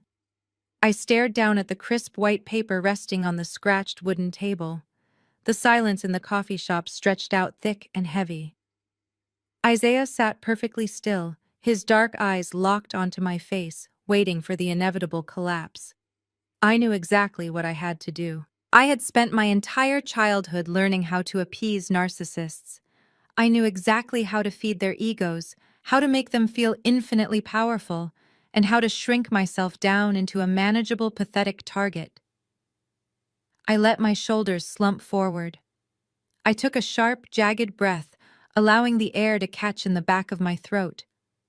I forced myself to think about the years of emotional neglect, the tearing of my diploma, the sheer cruelty of my parents. The tears came easily then. They welled up in my eyes and spilled over my cheeks in hot, rapid drops. I buried my face in my hands, letting out a broken, defeated sob that echoed faintly against the brick walls of the empty cafe. "You cannot do this to me, Isaiah," I whispered, my voice cracking perfectly as I looked up at him through a blur of tears. I spent 3 grueling years building that algorithm. I sacrificed my entire life, my savings, and my sanity. You cannot just burn it to the ground. It is all I have left. Isaiah smiled. It was not a sympathetic smile. It was the expression of a predator watching its prey bleed out. "I can do whatever I want, Morgan," he replied smoothly, taking a slow sip of his espresso. "I control the code now. You are just a passenger on a sinking ship. Sign the agreement, drop the charges against your mother and your sister, and you get to keep half your payout. Refuse, and you go to a federal penitentiary for medical fraud. It is a very simple equation for someone with your impressive academic credentials." I wiped my wet cheeks with the back of my trembling hand, looking at him with wide, terrified eyes. "I will give you the money." I choked out, my voice quivering with manufactured defeat. "I will drop the felony charges today. I will lift the restraining order immediately. But I cannot just sign this piece of paper here in a coffee shop. You work in venture capital, Isaiah. You know exactly how Apex Health operates. Their compliance department is incredibly strict. If I suddenly transfer 50% of a $15 million asset to a third-party holding company 12 hours before the final technical review, their lawyers will immediately flag it as extortion or corporate fraud. They will kill the deal on the spot, and neither of us will get a single dime." Isaiah frowned slightly, his sharp mind processing the corporate logistics. He knew I was right. Multinational conglomerates did not write eight-figure checks to sudden undocumented equity partners without triggering massive internal investigations and freezing all financial transfers. "We have to do this formally," I pleaded, leaning across the table and clasping my hands together in desperate submission. "We have to make it look entirely legitimate to the Apex executives. We need a joint meeting tomorrow morning at the Apex regional headquarters here in Seattle. We will bring the Apex legal team, you, my parents, and Brittany. I will tell the chief executive officer that the entire legal dispute was a massive family misunderstanding blown out of proportion. I will present the new contract as a formal family reconciliation and copyright sharing agreement. We will sign the transfer documents directly in front of the Apex board. It gives them a clean, uncontested chain of title, and it guarantees your venture capital firm receives the $7.5 million cleanly and legally without any regulatory red flags." I let out another calculated sob, dropping my gaze to the table, making myself look completely shattered. "Please, Isaiah. I just want this nightmare to be over. I cannot fight you anymore. I will give you whatever you want. Just do not trigger the malware. Let me save the deal so I can just walk away from this family forever." Isaiah stared at me, his dark eyes analyzing every single tear, every tremor in my voice, and every defensive posture of my body. His monumental arrogance completely blinded him to the trap. The idea of a formal, highly publicized corporate surrender appealed perfectly to his massive ego. He wanted to walk into the Apex boardroom as the victorious conqueror. He wanted to watch me humiliate myself in front of corporate billionaires while he secured his stolen fortune. "That is a surprisingly intelligent strategy for someone currently having a nervous breakdown," Isaiah said, leaning back in the leather booth and buttoning his bespoke suit jacket. "I accept your terms. Tomorrow morning at 9 o'clock, we meet in the Apex boardroom. I will arrange for Brittany and Patricia to be there. You will call the district attorney today and officially retract the burglary complaints. If there is even a hint of police presence tomorrow, or if the Apex executives seem suspicious, I will execute the malware sequence before you can even blink." "Do not test me, Morgan." I nodded frantically, swiping at my wet face. "I promise," I whispered. "I will fix everything. Just please let me finish the acquisition." Isaiah stood up from the table, looking down at me with absolute contempt. "You finally learned your place in this family, Morgan," he said coldly. "See you tomorrow." He turned and walked out of the coffee shop, the bell above the door chiming lightly as he stepped out into the Seattle rain. He strode down the sidewalk with the confident, arrogant swagger of a man who believed he had just conquered the world. I remained in the booth for exactly 3 minutes. I kept my head down, staring at the scratched wooden table. When I was absolutely certain Isaiah's luxury vehicle had turned the corner and disappeared from view, I reached up and wiped the remaining tears from my face. My trembling hands instantly steadied, my ragged breathing slowed into a calm, measured rhythm. The terrified, broken facade vanished completely, replaced by a hardened, absolute focus. I stood up, adjusted my trench coat, and walked out of the coffee shop. I crossed the rain-slicked street and opened the passenger door of the unmarked sedan where my attorney was waiting. Leo sat in the driver's seat holding a digital audio recorder connected to the wireless receiver. He was grinning so widely it looked like his face might split in half. "Tell me the audio is clean," I said, buckling my seatbelt and staring straight ahead through the windshield. "It is flawless," Leo replied, tapping the side of the recording device. "We have him explicitly admitting to cyber-terrorism, corporate extortion, and blackmail. And you just successfully lured the entire criminal enterprise into a single, highly secure corporate boardroom." I leaned back against the headrest, a dark, predatory smile curving my lips. "Isaiah thinks he is bringing a gun to a corporate negotiation. He does not realize he is walking straight into a federal execution chamber. Draft the final blind trust transfer, Leo. The decoy is perfectly set. Tomorrow we burn them all to the ground." The morning light hit the towering glass facade of the Apex Health Regional Headquarters, casting sharp reflections across the polished concrete of the executive floor. I sat perfectly still in an ergonomic leather chair at the far end of the massive mahogany boardroom table.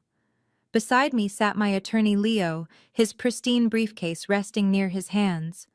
At the head of the table sat Catherine, the chief executive officer of Apex Health, flanked by David, her lead acquisitions counsel, and a small army of corporate compliance officers. The room was absolutely silent, the tension so thick it felt like physical pressure in the air. We were waiting for the conquerors to arrive. Exactly at 9 o'clock, the heavy frosted glass doors swung open. My family walked into the room, moving with the synchronized predatory swagger of a victorious invading army. Isaiah led the procession.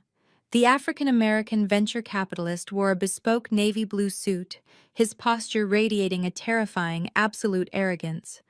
He looked like a man who had just successfully executed the greatest financial heist of the century. Right behind him marched my father, Richard, his chest puffed out, surveying the billionaire executives with a ridiculous sense of superiority.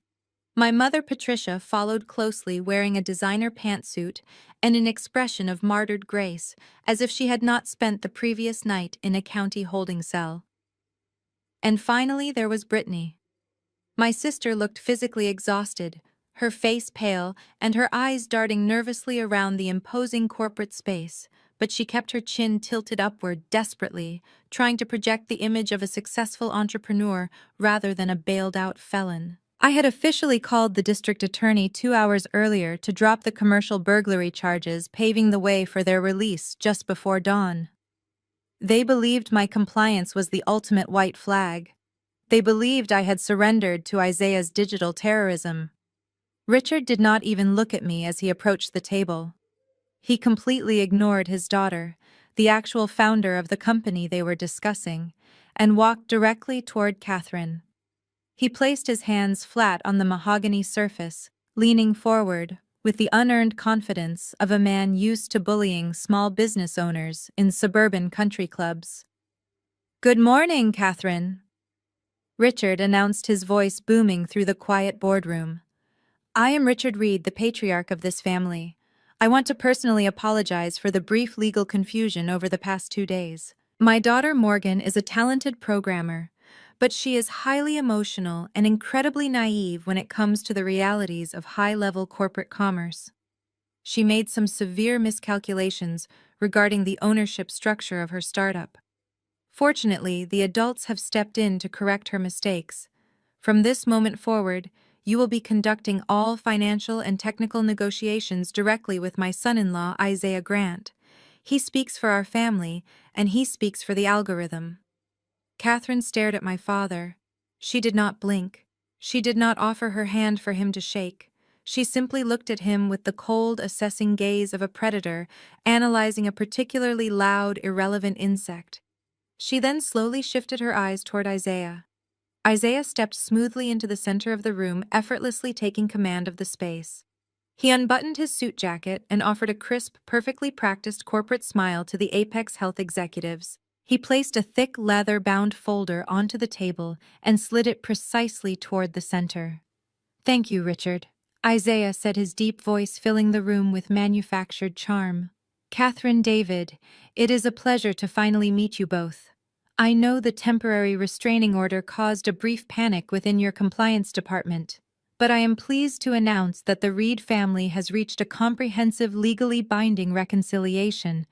We are here today to provide Apex Health with a completely clean, uncontested chain of title for the acquisition of NeuroPredict Analytics."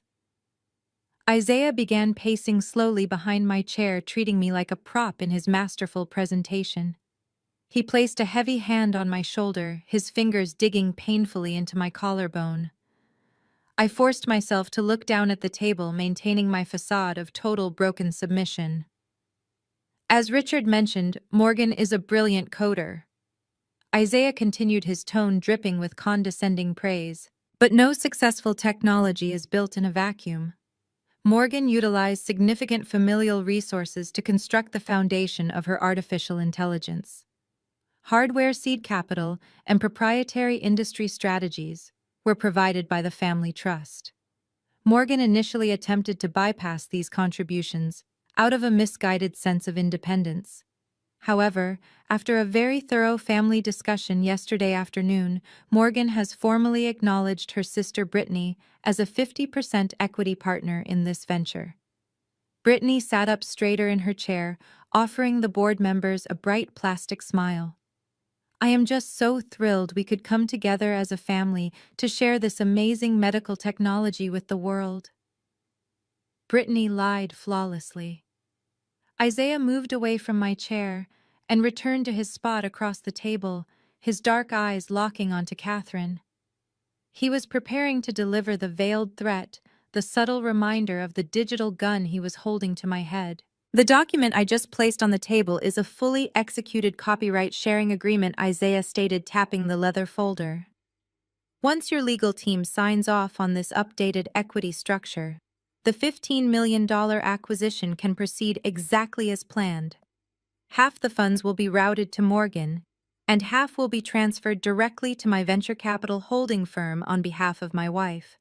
I assure you, Catherine, it is in everyone's absolute best interest to finalize this immediately. As part of this new family partnership, I have personally taken over the security architecture of the algorithm. Isaiah paused, his gaze shifting momentarily to me before returning to the chief executive officer. It was the flex of a monster showing off his teeth. Medical software requires rigorous active oversight, Isaiah explained smoothly. I currently hold the master security keys to the core database. I am personally monitoring the data integrity of the predictive models. If we conclude this business today with everyone on the same page, I guarantee the algorithm will pass your final technical review this afternoon with flawless precision. We deliver a perfect product, you deliver the funds, and we all walk away victorious. Isaiah leaned back, crossing his arms over his chest. He looked around the room, basking in his own perceived brilliance. He had laid out the terms of his extortion wrapped in beautiful corporate jargon. He was the king of the world, untouchable and supreme. My father nodded proudly. My mother smiled with greedy anticipation. Brittany practically vibrated with excitement. They were seconds away from stealing $7.5 million. I kept my head bowed, staring at the polished wood of the table. I listened to their arrogance, their lies, and their absolute certainty that they had crushed me. My hands rested quietly on my lap, my pulse perfectly steady. The trap was fully loaded, the bait had been swallowed, and the execution was about to begin. The silence in the massive boardroom was absolute. It stretched on for 10 agonizing seconds, following Isaiah's arrogant declaration of victory. The air felt incredibly thin, vibrating with the silent, unseen tension of a trap snapping shut. I did not look at my father. I did not look at my mother or my sister. I slowly reached out with my right hand and picked up the crystal glass of ice water resting perfectly on the polished mahogany table in front of me. I brought the cool glass to my lips and took a long, deliberate sip. The ice clinked softly against the crystal. I lowered the glass and set it back down on the matching coaster. The sharp, singular sound echoed like a gunshot across the quiet room. I lifted my chin. I dropped the broken, submissive posture I had maintained since walking through the doors. I sat up perfectly straight, rolling my shoulders back and locked eyes directly with Catherine at the head of the table. I gave her one microscopic, decisive nod. Catherine did not reach for the leather folder Isaiah had so confidently slid across the table. She did not even glance at the fraudulent copyright sharing agreement. Instead, the chief executive officer of Apex Health leaned back in her ergonomic chair, resting her hands calmly on her lap.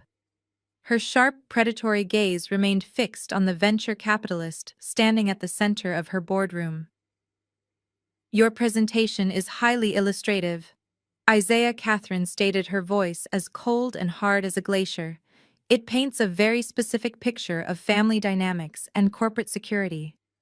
However, before my legal team reviews any sudden equity transfers, I believe it is vital that we review a recent technical addendum provided by Morgan. David, if you please. David, the lead acquisitions counsel for Apex, did not say a single word. He simply tapped a command onto his digital tablet. Instantly, the motorized blackout shades on the floor-to-ceiling windows began to hum, descending rapidly and plunging the bright room into an intense cinematic darkness.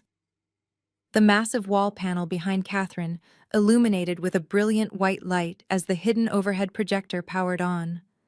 The screen did not display a complex financial spreadsheet or a line of proprietary code. It displayed a simple, stark audio waveform interface. A bright green playback line sat at the 0-second mark. Isaiah frowned, a flicker of genuine confusion crossing his handsome, arrogant face. He glanced down at me, searching for a sign of panic, but I just stared back at him with eyes as dead and cold as the bottom of the ocean. David pressed the execute button on his tablet. The state-of-the-art surround sound speakers embedded in the boardroom ceiling crackled to life. The audio quality was absolutely flawless, captured by the high-definition hidden microphone I had worn under my lapel at the coffee shop just 24 hours earlier. The faint, ambient sound of rain hitting a glass window filled the corporate space, followed immediately by a voice. It was a deep, silky, terrifyingly confident voice. It was unmistakably the voice of Isaiah Grant. "You look remarkably confident for a woman who is exactly 24 hours away from federal prison," the recorded voice of Isaiah echoed powerfully across the room. The physical reaction from my family was instantaneous. Richard jolted in his chair, his eyes snapping wide open in utter shock. Patricia gasped loudly, her hand flying to her throat as she recognized her son-in-law's voice. Brittany froze, her posture going completely rigid. But Isaiah was the true spectacle. The smug, victorious smirk vanished from his face, as if it had been violently ripped away. His dark skin visibly paled, turning an ashen, sickly shade of gray. He took a sudden, staggering step backward, his expensive leather shoe slipping slightly against the polished concrete floor. The recording continued, merciless and crystal clear. "I hired a digital mercenary last night," the audio playback boomed, filling every corner of the silent boardroom. "Specifically, I hired Colin, the incompetent network contractor you fired last year. Through that ghost key, Colin uploaded a highly sophisticated, entirely untraceable malware payload directly into the root directory of your cloud server." Every single corporate attorney sitting along the walls of the Apex boardroom simultaneously stopped taking notes. They stared at Isaiah with the cold, calculating eyes of executioners, watching a man confess to a capital crime. "It will force your artificial intelligence to categorize benign tumors as highly malignant," the recorded. Isaiah boasted, his own words now forming a perfectly constructed noose around his neck. "And flagged terminal cancer cells as perfectly healthy tissue. It turns your revolutionary medical software into a random lethal liability." I watched Isaiah's hands begin to tremble. His perfectly tailored suit suddenly looked like a straitjacket. He looked wildly around the room, searching for an exit, searching for a way to spin the narrative, but the walls were rapidly closing in. He had walked into the headquarters of a multinational healthcare conglomerate and admitted on tape to planting a lethal virus inside their highly anticipated medical acquisition. "You will sign this transfer agreement right now," the audio recording commanded, capturing the exact moment the extortion reached its absolute peak. "It grants my venture capital firm 50% ownership of your patent rights and 50% of the immediate cash payout from Apex Health. If you refuse or if you try to alert the authorities, I will trigger the malware before you even walk out of this coffee shop. I will make sure you spend the rest of your youth in a federal penitentiary." David tapped his tablet again. The audio cut off instantly. The bright white light of the projector screen illuminated the absolute devastation written across the faces of my family. The silence that followed was suffocating. It was the sound of complete, unrecoverable destruction. Richard was breathing heavily, his chest heaving as he stared at Isaiah in a state of absolute paralyzed horror. He finally understood that the man he had trusted to secure the family fortune had just confessed to federal cyber terrorism on the record. Patricia was physically shaking, tears of genuine panic welling in her eyes. Brittany looked like she was about to vomit, her hands gripping the edge of the table so tightly her fingernails were digging into the wood. I slowly pushed my chair back and stood up. I smoothed the front of my blazer, feeling the intoxicating rush of absolute power coursing through my veins. I walked around the massive mahogany table, my heels clicking loudly against the concrete until I stood directly in front of the trembling venture capitalist. Isaiah stared at me, his eyes wide with a feral trapped terror. He opened his mouth to speak, to offer some desperate fabricated defense, but no words came out. His brilliant financial mind was completely short-circuiting under the sheer magnitude of his legal exposure. "You told me I was playing checkers while you were playing chess," I said, my voice cutting through the quiet room like a serrated blade. I kept my tone perfectly even, completely stripped of any anger or sorrow. "You told me that I was out of my depth. You told my parents that you were the only one smart enough to handle this negotiation. But you forgot the most fundamental rule of data science, Isaiah. Numbers do not lie, and audio files do not forget." I turned my back on him and looked directly at the chief executive officer of Apex Health. Catherine was smiling. It was a terrifying, beautiful smile. The trap had been flawlessly executed. The arrogant predator who had tried to hold a $15 million medical acquisition hostage was now standing entirely defenseless in the center of the slaughterhouse, waiting for the final fatal blow. The sheer panic radiating from Isaiah was palpable. He opened his mouth to speak desperately, trying to formulate a defense, but his throat was completely dry. He looked toward his high-priced legal counsel, but the lawyers had already physically distanced themselves, pushing their chairs back from the mahogany table. They knew a sinking ship when they saw one, and they were not going to drown with him. I walked back to where Leo was sitting. My attorney reached into his briefcase and handed me a thick, heavy stack of bound legal and technical documents. I carried them back to the center of the room. With a sharp, violent motion, I slammed the entire stack down directly on top of Isaiah's fraudulent copyright sharing agreement. The resounding slap of paper against wood made Brittany jump out of her seat. "Did you honestly believe I would leave my life's work exposed to a disgruntled former contractor?" I asked, my voice echoing with absolute authority. "Did you really think I would build a $15 million medical technology and forget to secure the back door?" Isaiah stared at the documents, a single bead of cold sweat trailing down the side of his face. "The server directory Colin hacked into last night was not the core database," I explained, watching the final fragments of Isaiah's arrogance crumble into dust. "It was a honeypot. It was a completely sterile, isolated decoy server environment that I custom-built the moment I fired him. It looks exactly like the primary infrastructure, but it contains absolutely zero real medical data.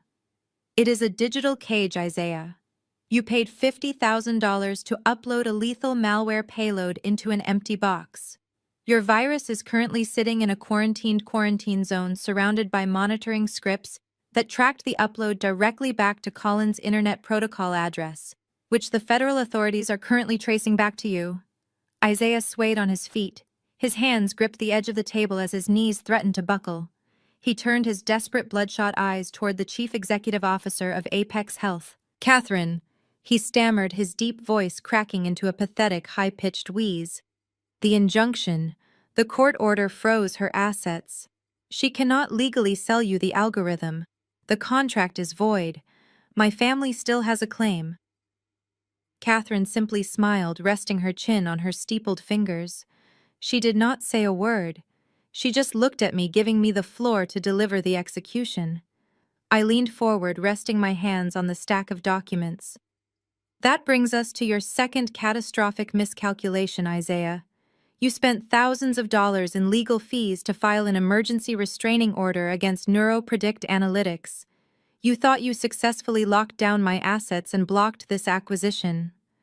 I picked up the top document from the stack and held it up for my family to see. The bold black ink at the top read, "Certificate of Transfer and Irrevocable Assignment. NeuroPredict Analytics has been an empty shell company for exactly 14 days. I stated the cold, hard truth, hitting the room like a physical shockwave. 2 weeks ago, the moment Apex Health finalized their internal valuations, I transferred the absolute entirety of my intellectual property, every single line of code, every patent, and every proprietary algorithm, into a fully anonymous blind trust registered in Delaware. My father, Richard, let out a choked, breathless gasp. He grabbed his chest, his face turning a dangerous pale shade of gray. Patricia covered her mouth with both trembling hands, her eyes wide with mounting horror. The algorithm does not belong to me anymore. I continued, my voice steady and completely relentless. And it certainly never belonged to this family. Apex Health purchased the technology directly from that blind trust. The financial transfer was authorized, cleared, and officially closed prior to you even serving me with those ridiculous court papers. The $15 million is already sitting safely in a highly secured, untraceable offshore account. Your aggressive bad faith lawsuit managed to freeze absolutely nothing. You locked the doors to an empty house. Brittany let out a loud, wretched sob. She collapsed forward onto the table, burying her face in her arms as the reality of her impending bankruptcy crashed down upon her. There was no bailout. There was no stolen fortune to save her failing cosmetics brand. She was going to lose everything, and she was going to do it with a felony commercial burglary charge permanently attached to her name. I looked at the four of them, absorbing the absolute devastation I had just inflicted. They had spent my entire life telling me I was a failure. They had treated me like a burden, an embarrassment, an ugly college dropout who would never amount to anything. They had tried to exploit my grief, steal my achievements, and weaponize my own emotions against me. There is no family reconciliation today. I announced, my voice dropping to a low, lethal whisper that demanded the attention of every single executive in the room. There is no copyright sharing agreement. There is no equity split for Brittany. There is no rescue fund for your failing venture capital firm, Isaiah. I turned my back on my family and looked directly at Catherine and David. I walked over to the head of the table, picking up a sleek silver fountain pen, resting next to a single beautifully bound contract. I did not ask you to come here today to negotiate a surrender, I told my parents, refusing to even glance in their direction. I asked you to come here so you could watch me take my seat at the table you said I would never reach. I clicked the pen open. I leaned down and signed my name with bold, sweeping strokes across the bottom of the employment contract. I capped the pen and set it down, the sharp click echoing through the silence of their total defeat. Today is my official inauguration, I declared, standing tall and buttoning my tailored blazer. I am the new director of data science for Apex Health, and you are just trespassing in my building. The collapse of the Reed family was instantaneous and absolute. Richard slumped back into his leather chair, his arrogant posture completely shattered, looking like a broken, defeated old man. Patricia was weeping openly, her mascara running down her face in dark, ugly streaks, as she realized she had just lost her daughter and her financial security in a single devastating blow. Brittany was hyperventilating, her loud, gasping sobs filling the sterile corporate air. But Isaiah was the true portrait of ruin. He stood frozen, his eyes glazed over, staring at the empty space in front of him. His venture capital career was over. His embezzled millions would be discovered by the auditors on Monday morning. The audio recording of his extortion plot was currently sitting in the hands of a dozen corporate attorneys who were obligated by federal law to report him. He had tried to play God with my life, and he had just orchestrated his own spectacular funeral. The chief executive officer of Apex Health did not even blink as the reality of Isaiah's complete destruction settled over the boardroom. Catherine simply turned her head and gave a slight approving nod to David, the lead acquisitions counsel. David stood up from his leather chair, buttoning his suit jacket with the calm, practiced efficiency of a corporate executioner.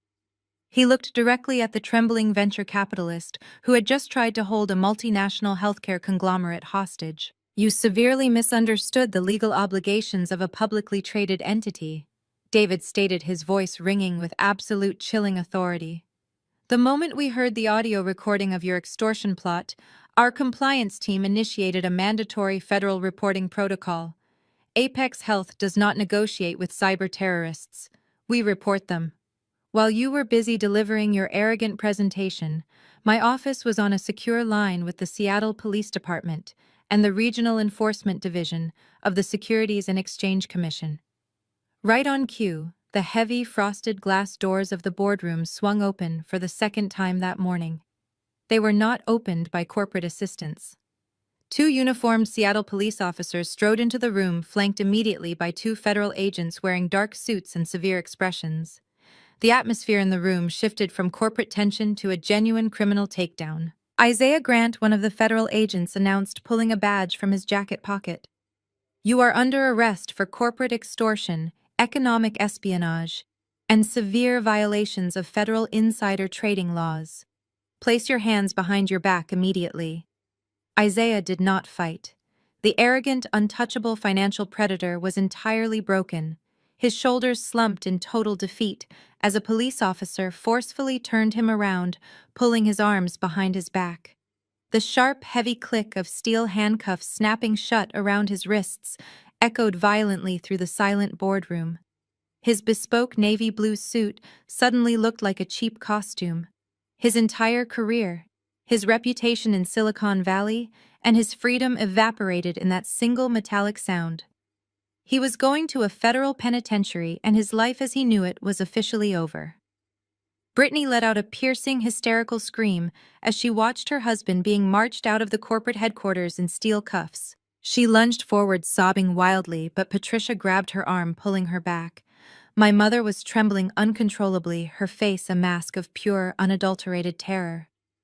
Richard stood completely frozen, his jaw hanging open, his chest heaving as the catastrophic reality of their failed heist finally registered in his mind. I did not offer them a single word of comfort. I simply turned my back on them, gathered my documents, and walked out of the boardroom alongside Leo, leaving my biological family to drown in the absolute wreckage of their own spectacular greed. The karmic retribution that followed over the next 3 months was swift, comprehensive, and ruthlessly complete.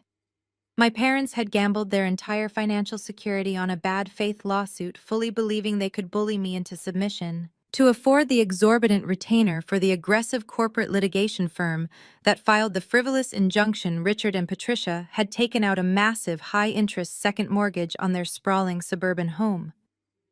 When the injunction was vacated and the true nature of their extortion was exposed, the law firm immediately dropped them as clients and demanded full immediate payment for their accumulated billable hours.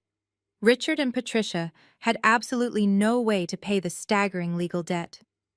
Without the $15 million payout they had planned to steal from me, their finances imploded. The bank moved aggressively, initiating foreclosure proceedings. I monitored the public real estate listings with a cold, detached satisfaction the day the bright red foreclosure notice was nailed to their custom mahogany front door.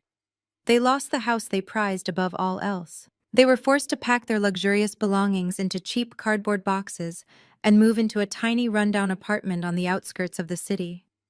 Their wealthy country club friends completely abandoned them, unwilling to associate with individuals involved in a highly publicized federal cybercrime scandal.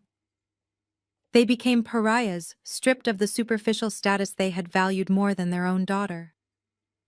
Brittany faced an even darker reality.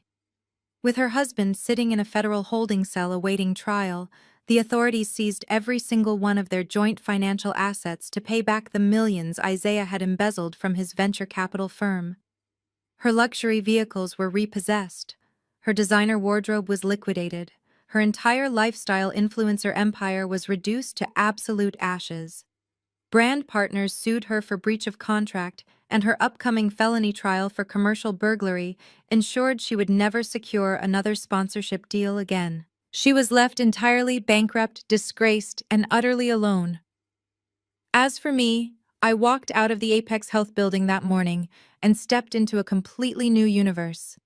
I had spent 33 years suffocating under the weight of their conditional love and endless criticism.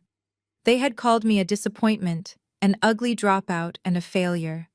But I had used pure logic, relentless patience, and cold data to construct an impenetrable fortress that completely destroyed them. I stood on the expansive wrap-around balcony of my brand-new luxury penthouse, the evening wind whipping through my hair. I held a glass of expensive red wine, looking down at the glittering, endless expanse of the Seattle skyline. The lights of the city sparkled like crushed diamonds against the dark water of the Puget Sound. I took a slow, deliberate sip of my wine, savoring the rich, complex flavor. The heavy, toxic chain that had bound me to my family was finally severed. I was no longer the scapegoat. I was the director of data science for a multinational conglomerate, a multi-millionaire, and a woman who had successfully defended her life's work against the ultimate betrayal. I felt a profound, overwhelming sense of absolute peace. When blood becomes a parasite, cutting them off is liberation. You do not owe your success, your sanity, or your future to people who only view you as a resource to be exploited. Have you ever had to use absolute coldness to protect yourself from the people who were supposed to love you? Share your story in the comments below. Hit the like button and subscribe for more stories of ultimate retribution and the courage to finally walk away. Society conditions us to believe that family is an unbreakable bond, a guaranteed sanctuary of unconditional love and perpetual forgiveness. However, the most profound lesson extracted from this ordeal is that shared DNA does not automatically grant someone a lifelong, all-access pass to your life, your mental peace, or your hard-earned success. When blood relatives morph into parasites utilizing weaponized guilt and relentless manipulation to extract your resources, walking away is never an act of betrayal. It is the ultimate necessary act of self-preservation. Narcissists and emotional manipulators thrive entirely in the chaotic realm of human emotion. They use screaming matches, public humiliation, and aggressive gaslighting to keep their targets completely off balance. The only way to permanently defeat this specific brand of toxicity is with absolute cold precision. Hard data, strict legal boundaries, and meticulously archived receipts are completely immune to emotional manipulation. Building a fortress of undeniable facts strips abusers of their favorite weapons. A toxic parent can always try to argue with your memories, but they can never argue with a certified bank statement, a verified cloud server log, or a legally binding federal contract. For decades, the personal narrative of a family scapegoat is dictated by people who desperately need a designated failure in the room just to feel powerful. The pivotal moment of true liberation arrives when you finally realize your intrinsic worth is not a cheap commodity for your family to appraise. You absolutely do not owe your abusers a seat at the table you built with your own bare hands, and letting them face the natural devastating consequences of their own unchecked greed is not cruelty. It is simply justice taking its natural course. Have you ever had to establish an ironclad boundary to protect your peace from toxic relatives? And how did that defining decision completely transform your life?